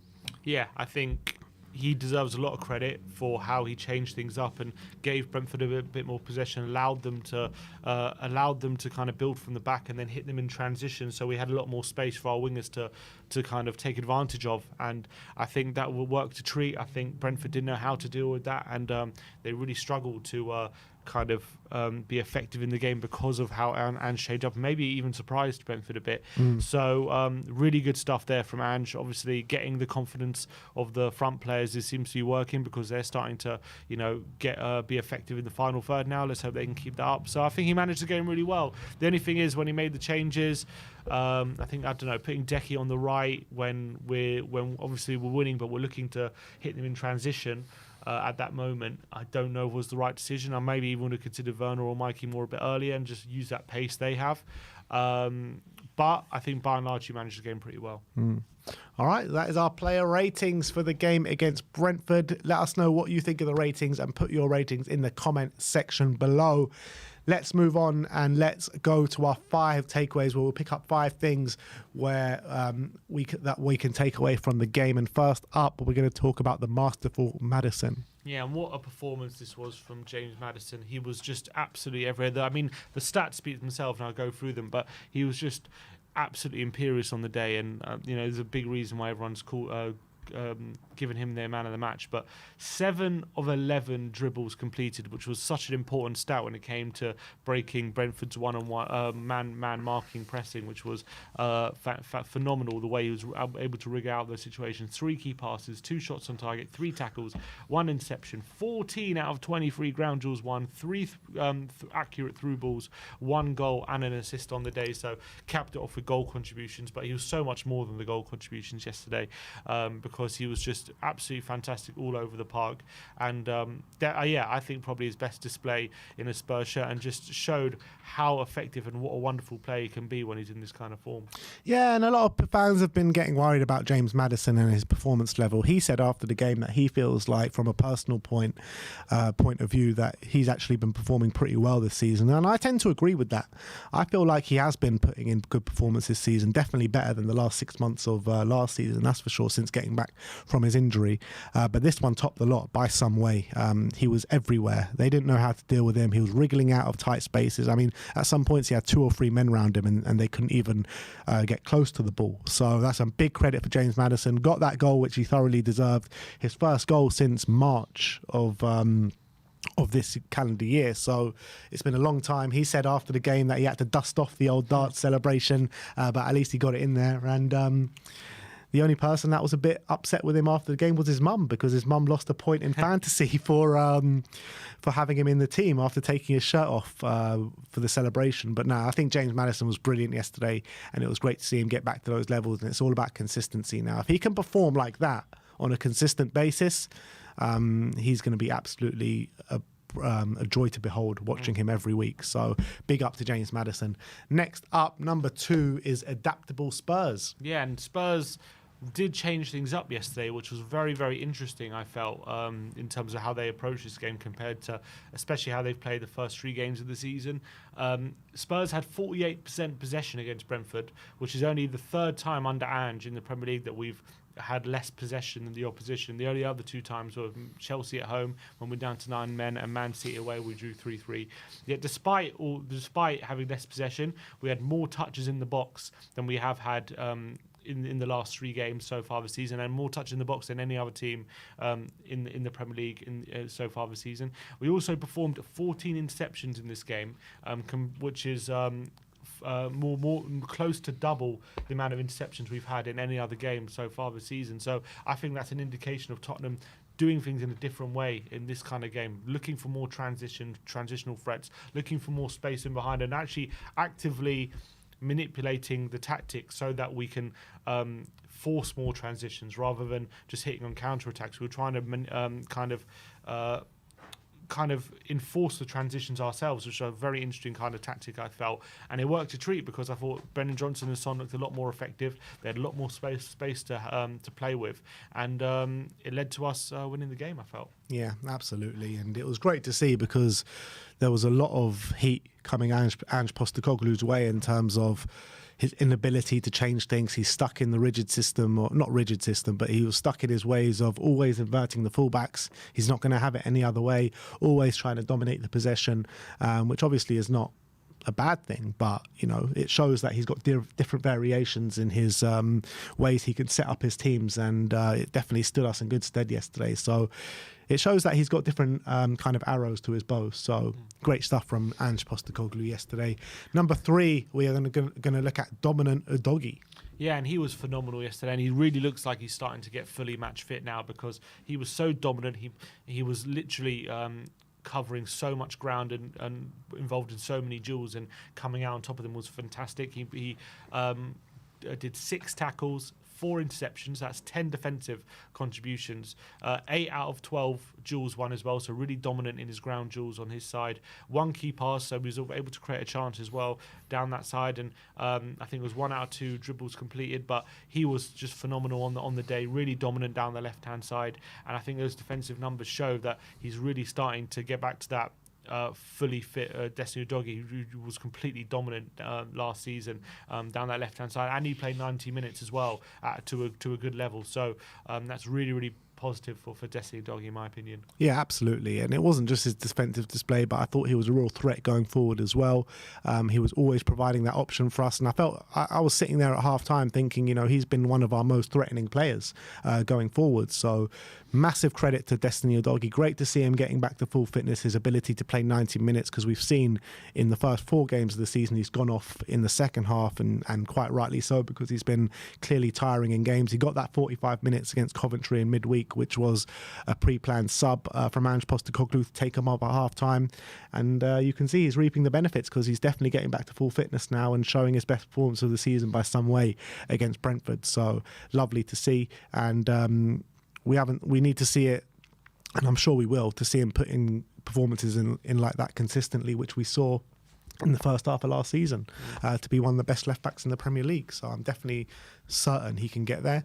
Next up, we're going to be talking about creative Sonny. Yeah, and Son yesterday definitely at his creative best with the chances he was creating, playing in the more transitional way was giving him a lot more space to play in and a lot more options to find, I felt, in the penalty box, and I thought he made the most use out of it, as despite the fact that he didn't have too many shots on there. I think only 1 shot on target. He created 7 chances, which is more than the whole of the Brentford side, which goes to show how creative he was and how good he was at creating chances yesterday. Obviously got 2 assists as well on the day, and I thought he put in a really top display yesterday, and he was a massive threat for Brentford, which they struggled to handle. And I think, again, similar to Brennan, really benefited from the more transitional nature of the game, and he just was a chance-creating machine.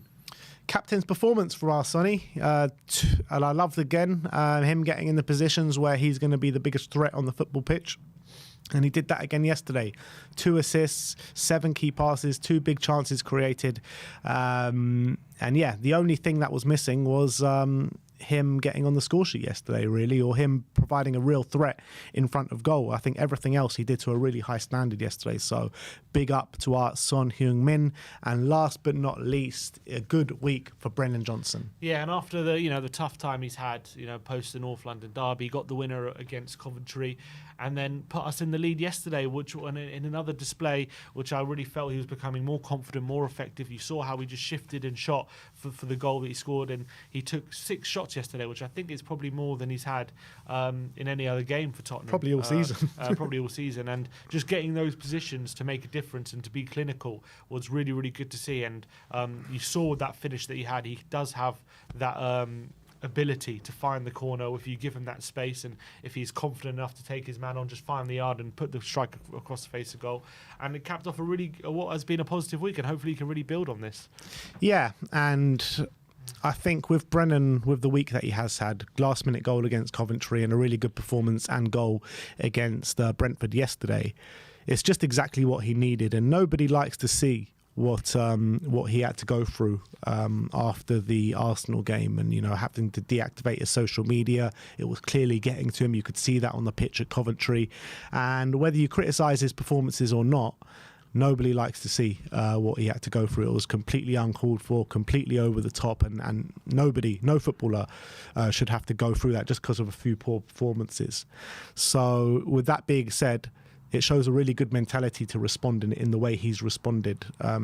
Look, it has got to him, so you can't say he hasn't let it get to him. But in terms of the way he's responded, getting on the score sheet 2 games in a row, and then following up, because I didn't think he was that good against Coventry, but it was the fact that he got on the score sheet, winning us the game, putting us into the next round after a poor performance all round from the team, and then to follow that up, including with the tactical tweaks that Ange did make, to put in a really good display against Brentford. So hopefully we can put all that behind us now, and he can kickstart his season now. So those are our 5 takeaways from the game against Brentford. We're going to move on and see how Twitter did react to how Reacts did react to the game yesterday. Starting off with Michael Hamilton Coy says, looks like Ange changed his tactics slightly yesterday. Udogie wasn't playing the inverted fullback role. He was more of a conventional fullback against Brentford. And that was in response to a tweet that Tottenham put out yesterday, just showing his heat map, saying a dominant display from Destiny. And look at those positions that he's taking up. Yeah, it does seem quite a bit wider in this one, albeit there is still quite a bit of possession in the middle. So it wasn't completely just on the left, but definitely seemed a bit wider than maybe he has been this season. And I think just the nature of the game, how we were set up meant that Sonny was taking that space inside to run in behind, so Udogie was able to stay a bit wider, and I think it worked. Yeah, and I think when you're talking about him inverting or going on the outside, I don't think it should be either or. It should be a variation of the two, and I think that's exactly what we saw yesterday. You know, you want to always leave the opponent second guessing, and I think again that's what we did yesterday. I'm just looking through his heat maps for the other games. I mean, he's not too dissimilar. He clearly got more of the ball, and he was maybe a bit higher up the pitch in this one. But I'm just looking. I mean, there's not like a massive change. I guess it's a bit more central in these ones. But again, you see that in the penalty area, it's quite a big central spot there that he's still taking up. So It's not completely just a wide left. But I feel like the red on the outside is a lot more than maybe what it has been. That's true. Yeah, that's the difference. Mari7 says he'll always be known for being the best captain, and this was just a montage of Son showing his leadership abilities yesterday. Fantastic. You know what? He's always going to be encouraging his teammates and looking to get the best out of him. And as well, not just that, it's the way he played, you know, setting up his teammates for chances, and he set up 7 chances yesterday. It was a real selfless captain's performance, but it was a brilliant display from him, and he always looks out for the team, and that's just his nature. Yeah. Marty Boy 37 took a picture of Teddy Sheringham in the stands yesterday. Teddy Boy was back in N17. Oh, Teddy, that's nice to see. Was he sitting in the fans there, or was he where is he? Oh, is that the West, is it? Yeah, West it looks like upper, it's the yeah, West. He was West probably upper. pretty close to us, to be fair. Yeah, it doesn't look too far, does it? WhoScored.com says Son Heung-min made 7 key passes in Spurs' 3-1 win over Brentford on Saturday. No player had more in a Premier League match this season. Eat your heart out, Premier League. So that's 2 in one game. No one had more dribbles than Madison, and no one's made more key passes than Son in one particular game. Shows the quality we got. Exactly, and that's what THFC report is saying. Madison completed 7 dribbles yesterday, a record in the Premier League this season. Just need to get them doing it consistently. Exactly. Nice one. Sonny shows us that bear hug that Ange Postecoglou gave to Romero and Sonny after the game. A big Ange sandwich. Big Ange sandwich. Brilliant. Lovely moment, that. Attack the Space showing Yang Min-hyuk's goal yesterday for his team out in South Korea. And he's still having an absolutely sensational season out in Korea. Yeah, lovely finish. And apparently I read is 9 goals and 5 assists now for him this season in the K-League. For an 18-year-old, whatever you want to say, yes, it's the K-League, but the guy's 18 and he's doing bits. In his first season in the K-League as well. It's his first season, so big up. Looking forward to seeing him in the Spurs shirt. And look at this, Udogie. Vicario ran the length of the pitch to celebrate for Madden's goal yesterday, and you just love Vicario at times, and then you just get so like, what are you doing at times? But I think for the most part, he definitely showed a better side to him than the worst side. Yeah, and maybe it's a big bit of relief there from him that we got that we got the goal, and you know, his moments didn't cost us. But fantastic moment for Vicario, who I don't know if we're going to mention it. You know, he's added to the leadership group apparently. So yeah, we've got that a bit later on. Spurs Express, 18-year-old winger Yang Min-hyuk, who is set to join Tottenham in January, has just scored again for against Pohang Steelers. The youngster has now scored 9 goals and 5 assists in South Korea's top flight in his first season in professional football. And counting down to the time that he joins Tottenham. It's not long to go now. You know, I was actually looking the other day at what position he plays, and this season apparently he's been playing predominantly on the right instead of the left. So I wonder if that's with a view of where we're going to play him come January, if he is going to stick around. Yeah, I hope so. Because you look at the left, like Odebear is clearly better on the left than he is on the right. So if we can get Odebear as maybe cover on the left and Yang Min-hyuk as maybe cover on the right-hand side, that'll be good to see. And Mari7 says, this is Cootie's love language for Sonny. He's just battering him. That's his love language for everyone. He just loves to hit people, Romero.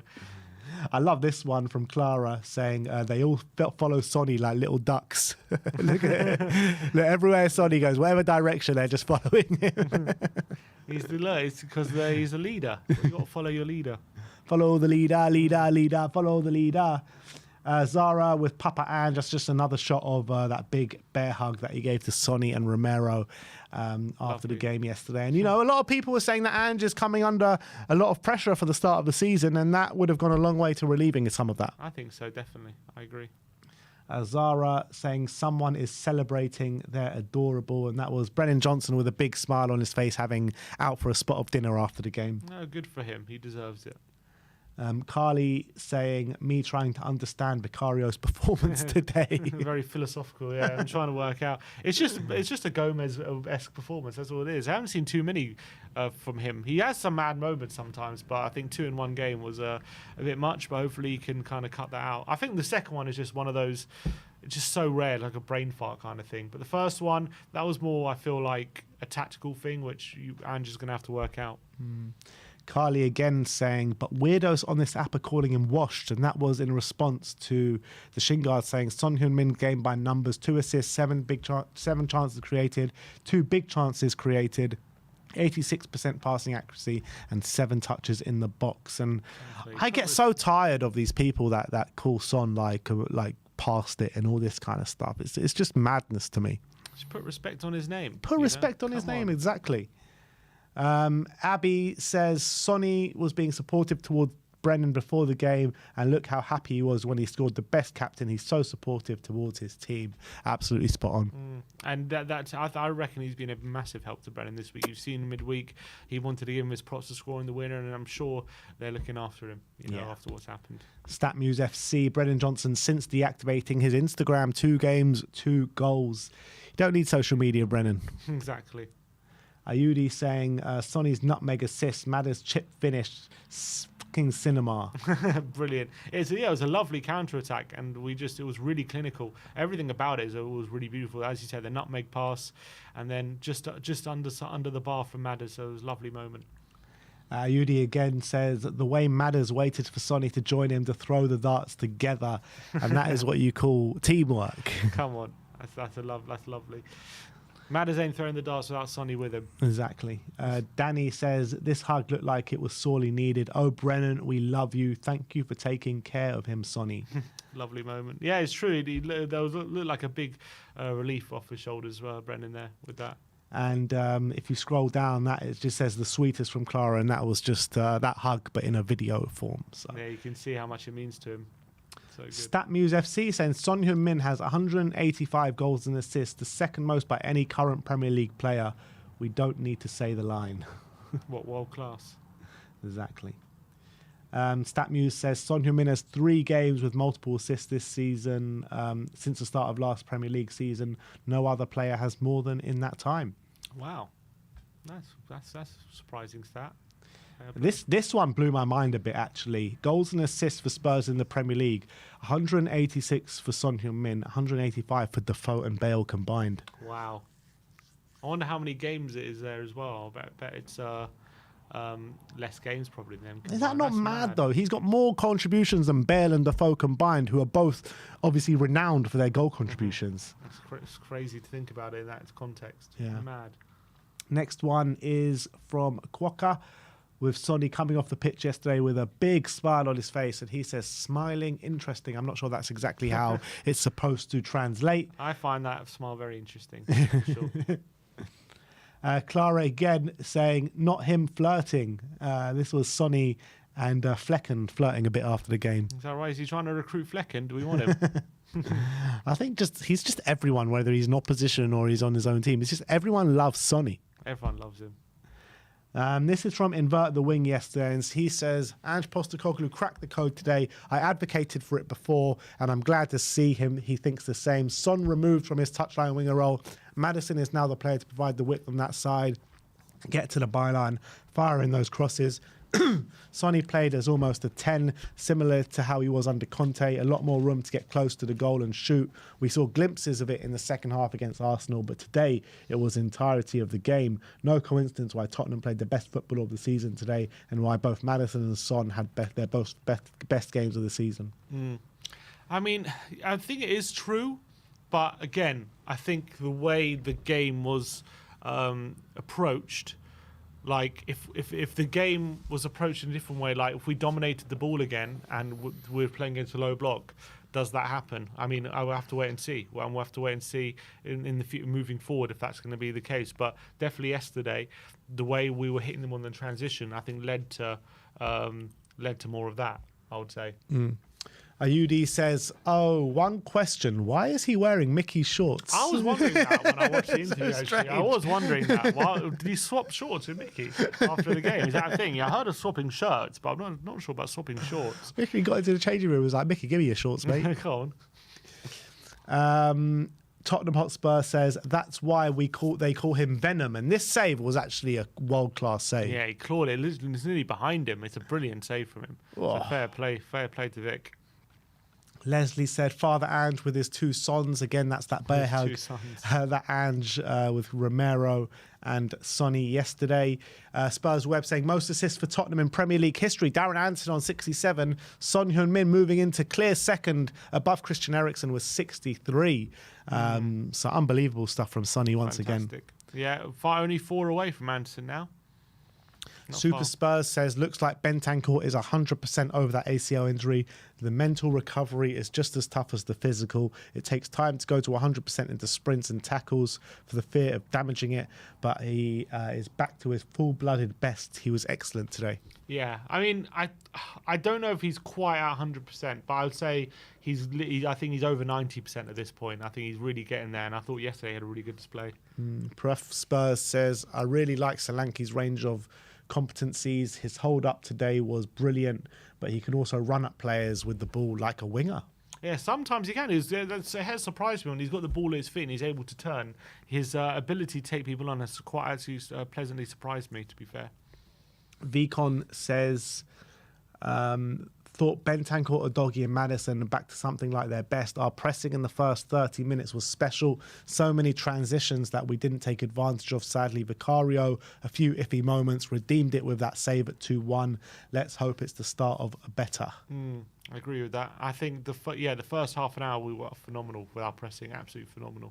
Jess Izat says, this makes me so emotional. I hope he knows that every hater he has so many who love him. For every hater he has so many that love him. And that was to Michael Bridge tweeting out saying Tottenham's fans singing only one Brennan Johnson. It's a good moment. Yeah, probably the first time we've heard that at the stadium as well. So really good moment. Prof Spurs again says, over the last 20 Premier League games, Spurs are 9 wins, 9 draws and 2 losses of those 20 games. I think it's 9. Sure, it's 9 defeats, isn't it? Is it? I don't know. We haven't lost 2 in the last. So is it 9 defeats, 9 draws and 2 wins? No. What is it? 9 wins. I reckon it's 9 wins, 9 defeats, 2 draws. Okay. Usually they have losses at the end. Yeah, but we haven't. We've lost 2. No, in the I last understand 2 that. games. Oh, well, they give us it here saying 8 were against Villa, Newcastle 2, Arsenal 2, Chelsea, Liverpool and City. This isn't about form, it's about the fact that we need to start taking more points off the top sides. People act like it's relegation. And it's true, and, we're playing 2 teams now in a row that are going to finish in the top half this season, and it's important to show that we can start taking points off these teams. Absolutely agreed. Ayudi says he really is the best captain, and he put out on Instagram Sonny yesterday saying 3 points and the first of many to come. Lovely. After Solanke. Yeah, more supporting of his teammates. Classic Son. Bardi says also Vicario had an absolutely Aurelio Gomez of a game. Brilliant bits sandwiched in between some absolute madness. I think he should meditate more every morning. Maybe do some yoga, as Andrew suggested. Andrew Gaffney says, no deep dive on set pieces today. We conceded 1 in our opening 5 games, and that was against a side who finished last season with the best attacking record at set pieces. Maybe, just maybe, we fixed them. What do you reckon? I mean, I wouldn't say fix them. I mean, It's definitely better. We don't know that for sure. It's only a 5-game. I think for the first half of last season, we didn't concede that many from set pieces. More came from the second half of the season. So, on that evidence, you could go a whole half a season without being as bad, but still at the end of the season come away saying you're not that great from set pieces. So I think it's about doing it over the whole season, but definitely it's encouraging that in the first 5 games there's only 1 goal. And I know the narrative after we conceded against Arsenal was, oh, we're still bad from set pieces. But I actually think the evidence is we've improved. And you know, this Brentford side are a good side at set pieces. They're a very tall and physical team. So that's even more impressive. Agreed. Tottenham Hotspur tweeted out saying that +3 feeling. And I love seeing this when we win, all these players coming off with delighted smiles on their faces. Love it. Absolutely love it. Bardi says Brennan Johnson is a lesson in just sticking with what you do best, and it will come round in the end. Deserved his goal, deserved to be given space. He may not deliver what everyone wants, but he churns out the goals and assists. Bravo, lad. 100%. I think that's what I kept saying. Is as much as he might not be the best player in the world, he's an effective player, and you get him in certain positions, he can be very effective, and that's what we got to do. Tottenham Marsky says, when everyone sang One Brennan Johnson, we saw the real Tottenham fan base, the majority who are decent people. What a beautiful moment. I love my club. Yeah, and that's a really good point as well. And even before the performance, like when his name got read out on the tannoy, it felt like the biggest cheer was reserved for him before the game. And that just shows you the difference between maybe match-going fans and you know, people on social media with no anonymous people on social media. Agreed. Mark Stats Bot says, giving us some stats from the game yesterday: Spurs 3, Brentford 1, XG 3.49 to 0.74, X threat 1.63 to 0.87, possession 48% to us, 52% to them. Field tilt 68.8% to us, 31.2% to them, and defensive action heights 53.7 to us and 36.2 to them. I mean, I'm sure you'll make a lot more use out of this than me. Well, field tilt, I mean, there's all these different things. But what's interesting, if you go to the pictures, is I think the passing network is quite interesting. This one here, yeah. So you can see where Madison is taking up his position. What's quite interesting is how wide he is, which is quite an interesting development, and maybe that's something they've worked on. That's also, what Invert the Wing was saying, wasn't it? Yes, and Solanke, quite deep. Obviously, we'd rather get him a bit higher up, but I think he actually didn't even have that many touches, Solanke. But he's maybe playing similar to, like, you know, the Haaland role, not having to be too involved or too many touches, just as long as we're getting in the positions in the penalty box. So that's quite good. But yeah, you can see there, Udogie's quite wide. Son is a bit more central potentially and quite high. Look how Son is a lot further up the pitch than someone like Solanke, which is interesting. Solanke's actually still quite close to Bentancur, which is pretty mad when you think about that. But yeah, the passing network, I think it shows the different kind of approach we're going for. Just need Solanke to start scoring at the level that Haaland's scoring at, and then we'll be all right. H tweeting out some pictures of Madison yesterday when he scored the goal, taking off his shirt yesterday. Some nice pictures there. And he was loving every moment on that football pitch yesterday. Is that a Ronaldo pose? No, didn't Ronaldo do that pose with the hands on the hips like that? He did once, didn't he? Yeah. Go on, Madders. Next up, we have got James Madison again with that same pose. Between the posts says, wow, Spurs, just showing some various stats with XG in open play, XG set pieces, and XG total. Yeah, look at that. Well, they from XG from set pieces, 0.05 for Brentford, which is very rare for them. They usually have a lot more than that, so that's really, really good. And we had a near 4 XG, which is really good numbers. SofaScore, quick stat. Over the last 3 Premier League seasons, only 3 players have recorded at least a 0.9 XG and a 0.90 XA in a single match. Bukayo Saka against Fulham, Mohamed Salah against Newcastle, and now James Madison against Brentford. Wow, that's great. This is another one of I think we saw all the players coming off. I don't know, Spurs players answering, how's the Josh? Don't know what that means. I don't know what that means either. I think we saw that video. Yeah, we did. Squawker saying 6 players have scored 20+ goals in the Premier League since the start of last season. Haaland, Palmer, Isaac, Salah, Watkins and Solanke up, and now Solanke is up and running in a Spurs shirt. And I'm guessing Son probably just needs 1 goal as well to match, because he got 17 last year, so we could have 2 on that list soon. And Squawker Live just showing how Spurs peppered Brentford goal throughout, and just look at those bars. I don't like the colour of it, but the message is still there. But yeah, good stats. Very good stats from yesterday. Up to Joe saying 36 since the start of last season. Brentford have dropped more points from winning positions than any other side in the Premier League, while only Man City have won more points from behind than Tottenham. contrast. So I guess it was always deemed bound to happen. We were Yeah, but I inevitable. wonder how many points we've dropped on winning positions since the start of last season. Is it not that many? We did go through that period, didn't we, when we took the lead 5 games in a row? But I think when we're leading, we're pretty good. I think. I mean, this season we were ahead against Leicester. Yeah, the other games we come from behind. Yeah. Squawker again saying Brentford are the first side in competition history to score in the opening minutes of back-to-back Premier League games and lose both matches. Maybe there is such a thing as scoring too early. True, yeah. Good point. Squawker again saying Son Heung-min created 7 chances against Brentford, the most that he has ever created in a Premier League match. Wow. And he's provided 2 assists. That's actually incredible stats. So maybe we're finding a new creative level for Sonny. That'll be interesting. Seems that way. Tottenham tweeted out saying some performance from this man today, and that was Rodrigo Bentancur. Yeah, I thought he was top. Davina THFC says no one can catch him like Harry could. Yeah, true. Harry used to hold it up. Come on, Dom. Solanke, you got some learning to do, Come man. on, Dom. Take lessons from Harry. Go watch some videos about how he holds up Sonny. You can't let him fall. You can never let Sonny fall. Spurs pictures that go hard, and that is Brennan Johnson shushing the crowd yesterday. I'm not sure if it was at the away fans or the home fans, but he's definitely shushing someone. I'm pretty sure it was the away fans.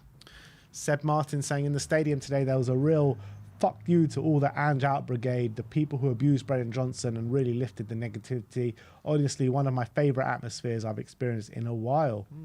Interesting. Yeah, I think it was good atmosphere yesterday. It was a really fun afternoon. Yeah.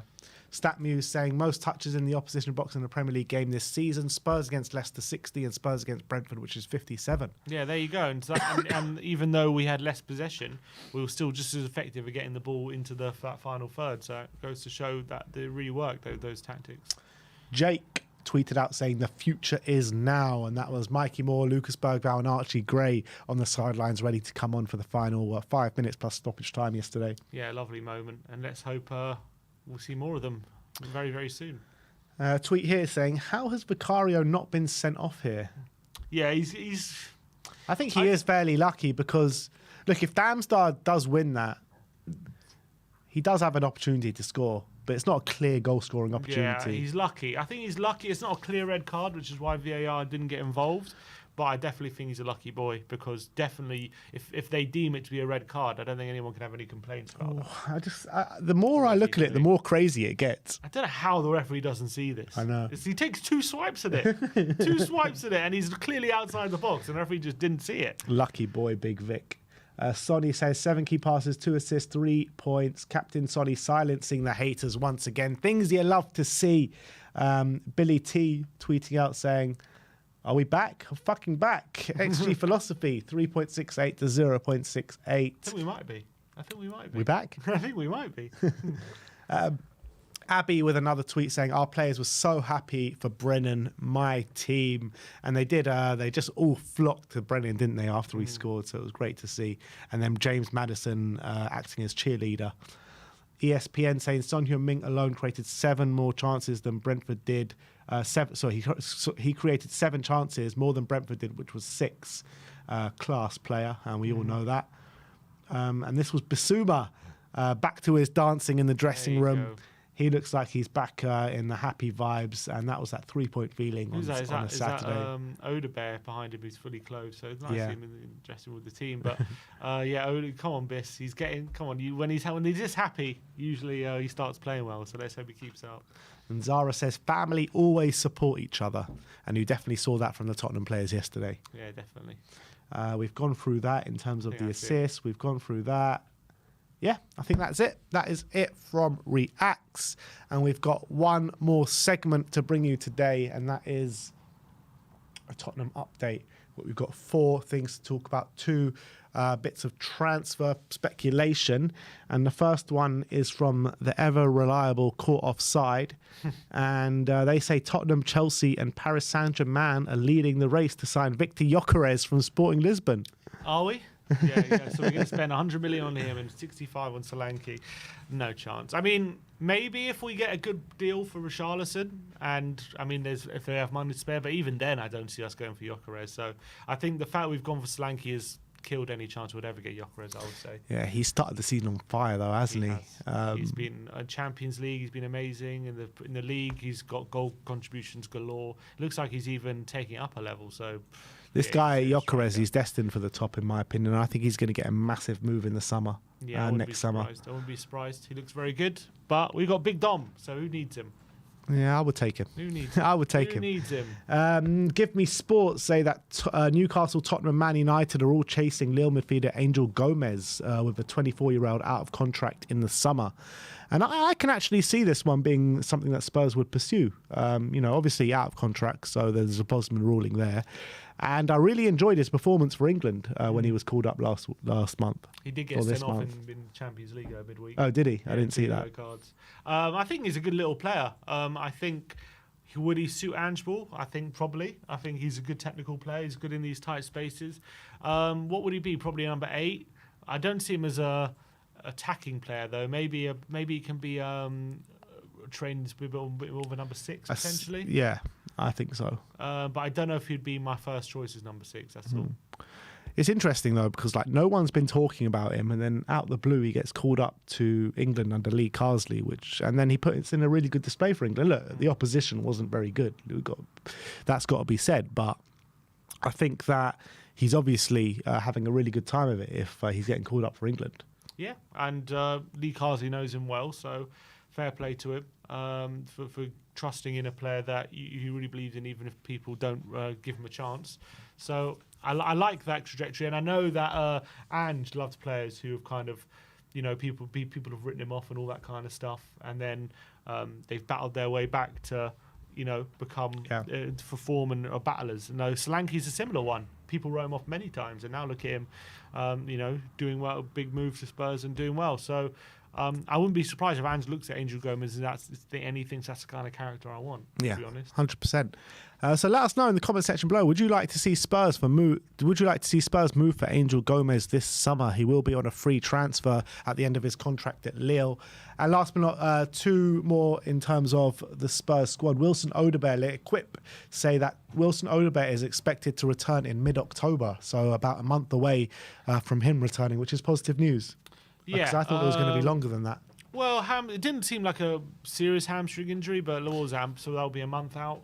It's not great, but it could be, at least it wasn't a tear, so it could have been worse. Yeah, because when Ange said he's going to be out for a significant amount of time, I thought it was going to be a really bad hamstring tear, 2-3 months.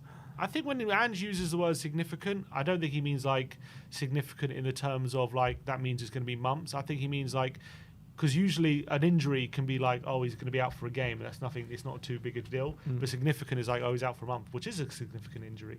So thankfully it's not too bad, but still, mid-October is still going to miss a lot of football. So I'm guessing, soon after the next international break, hopefully he'll be back. And last but not least, Alistair Gold in his video this morning says that Vicario, a big presence behind the scenes as well as on the pitch. The 27-year-old Italian was added to the team's leadership group this summer to become the 4th member with Sonny, Madison and Romero. With the players looking to Vicario as one of the key voices among them. It means Postecoglou has an established leader in every line of the team. So obviously Vicario in goal, Romero in defence, Madison in midfield and Sonny in the front line. Yeah, I do find that quite interesting because obviously I know Madison's a new player, but Vicario... Madison's obviously a known player in the Premier League, played for England. He was in the Premier League for a long time, was known as one of the better players in the Premier League. So him joining the leadership group makes a lot of sense. Obviously, Vicario was a bit more of an unknown player before he joined Tottenham, so the fact that he's established himself as such a high place in the group and respected part that they felt the need to put him into the leadership group is really interesting. I remember reading articles about him before he joined Tottenham about his character and what a good character he is, and he's a really good person and stuff. I remember they were saying when the Ukraine war happened, he took refugees to stay at his house and stuff like that. So this is a guy of good moral standing character, so it's a good person to have in the leadership group. So the fact that they've decided to do that is an interesting step. I'm happy about it. Yeah, he's just got to cut all the crazy things out of his game, because if he does do that, then you're talking about a very solid keeper. But there are a few question marks in terms of his coming for the crosses. Is he strong enough? Can he get stronger? Maybe his inability to sometimes come for crosses in general. And then, you know, the silly things that we saw in the game yesterday. He just needs to kind of improve on the physical aspect of goalkeeping and also just cut the silly things out of his game. What about him as part of the leadership group? I like that. I like that because you can see that he's got authority in that team. You can see that, you know, he's always kind of acting as a leader on that football pitch. So I have no doubt that he's got influence in the dressing room. Yeah. Looks like, and also you could, even though he's only 28 or 27, 28, that's still actually one of the older members at this point because we've got a very young team. And it kind of plays into what you were saying as well in terms of Ange likes where players come from and their story, and Vicario's got a great story in terms of, you know, he's a late bloomer and he's had to work really hard to get to where he's been. Like, it was only 2 years ago he was at Empoli, and that was the kind of biggest team that he's been at, and like they're just like, you know, not to disrespect, but not the greatest team in Italy. Exactly. So yeah, there you have it. That is your Tottenham update. That is your live stream. Just before we finish, we've got a members chat member for 26 months, Rich Frith. Big up to yourself. And he says, didn't see any of the Out Brigade yesterday. That's weird. Well, yeah, where were you? Where were you? Look, it's only one win against Brentford, so we can't go too overboard. But it was a great performance, and no getting away from that. And people, but I think also people need to realise that this performance and results been coming. I don't think there's any shock. So Agreed. I think people should take that into account. Yeah, I do think like the performances were masked by the results that we were getting, and people didn't take into account how well we were actually playing, and the performances didn't deserve the results that we were getting. And that even includes the Arsenal game, by the way, because everyone goes about how terrible we were against Arsenal, and obviously there was a massive fallout from the game with the fans, and you know, even we were going overboard and stuff. But even that game, I don't think we deserved to lose. I mean, that should be 0-0. We didn't deserve to win, but it should be 0-0. Yeah, exactly. Yeah. So there you have it. Yeah, that is it from us today. We get to go home on time. Arsenal against Man City very soon. I think we all know who we want to win that game. So let's hope it falls in that favour. But thank you everyone for joining today. Like, subscribe and comment. And as always, come on you Spurs.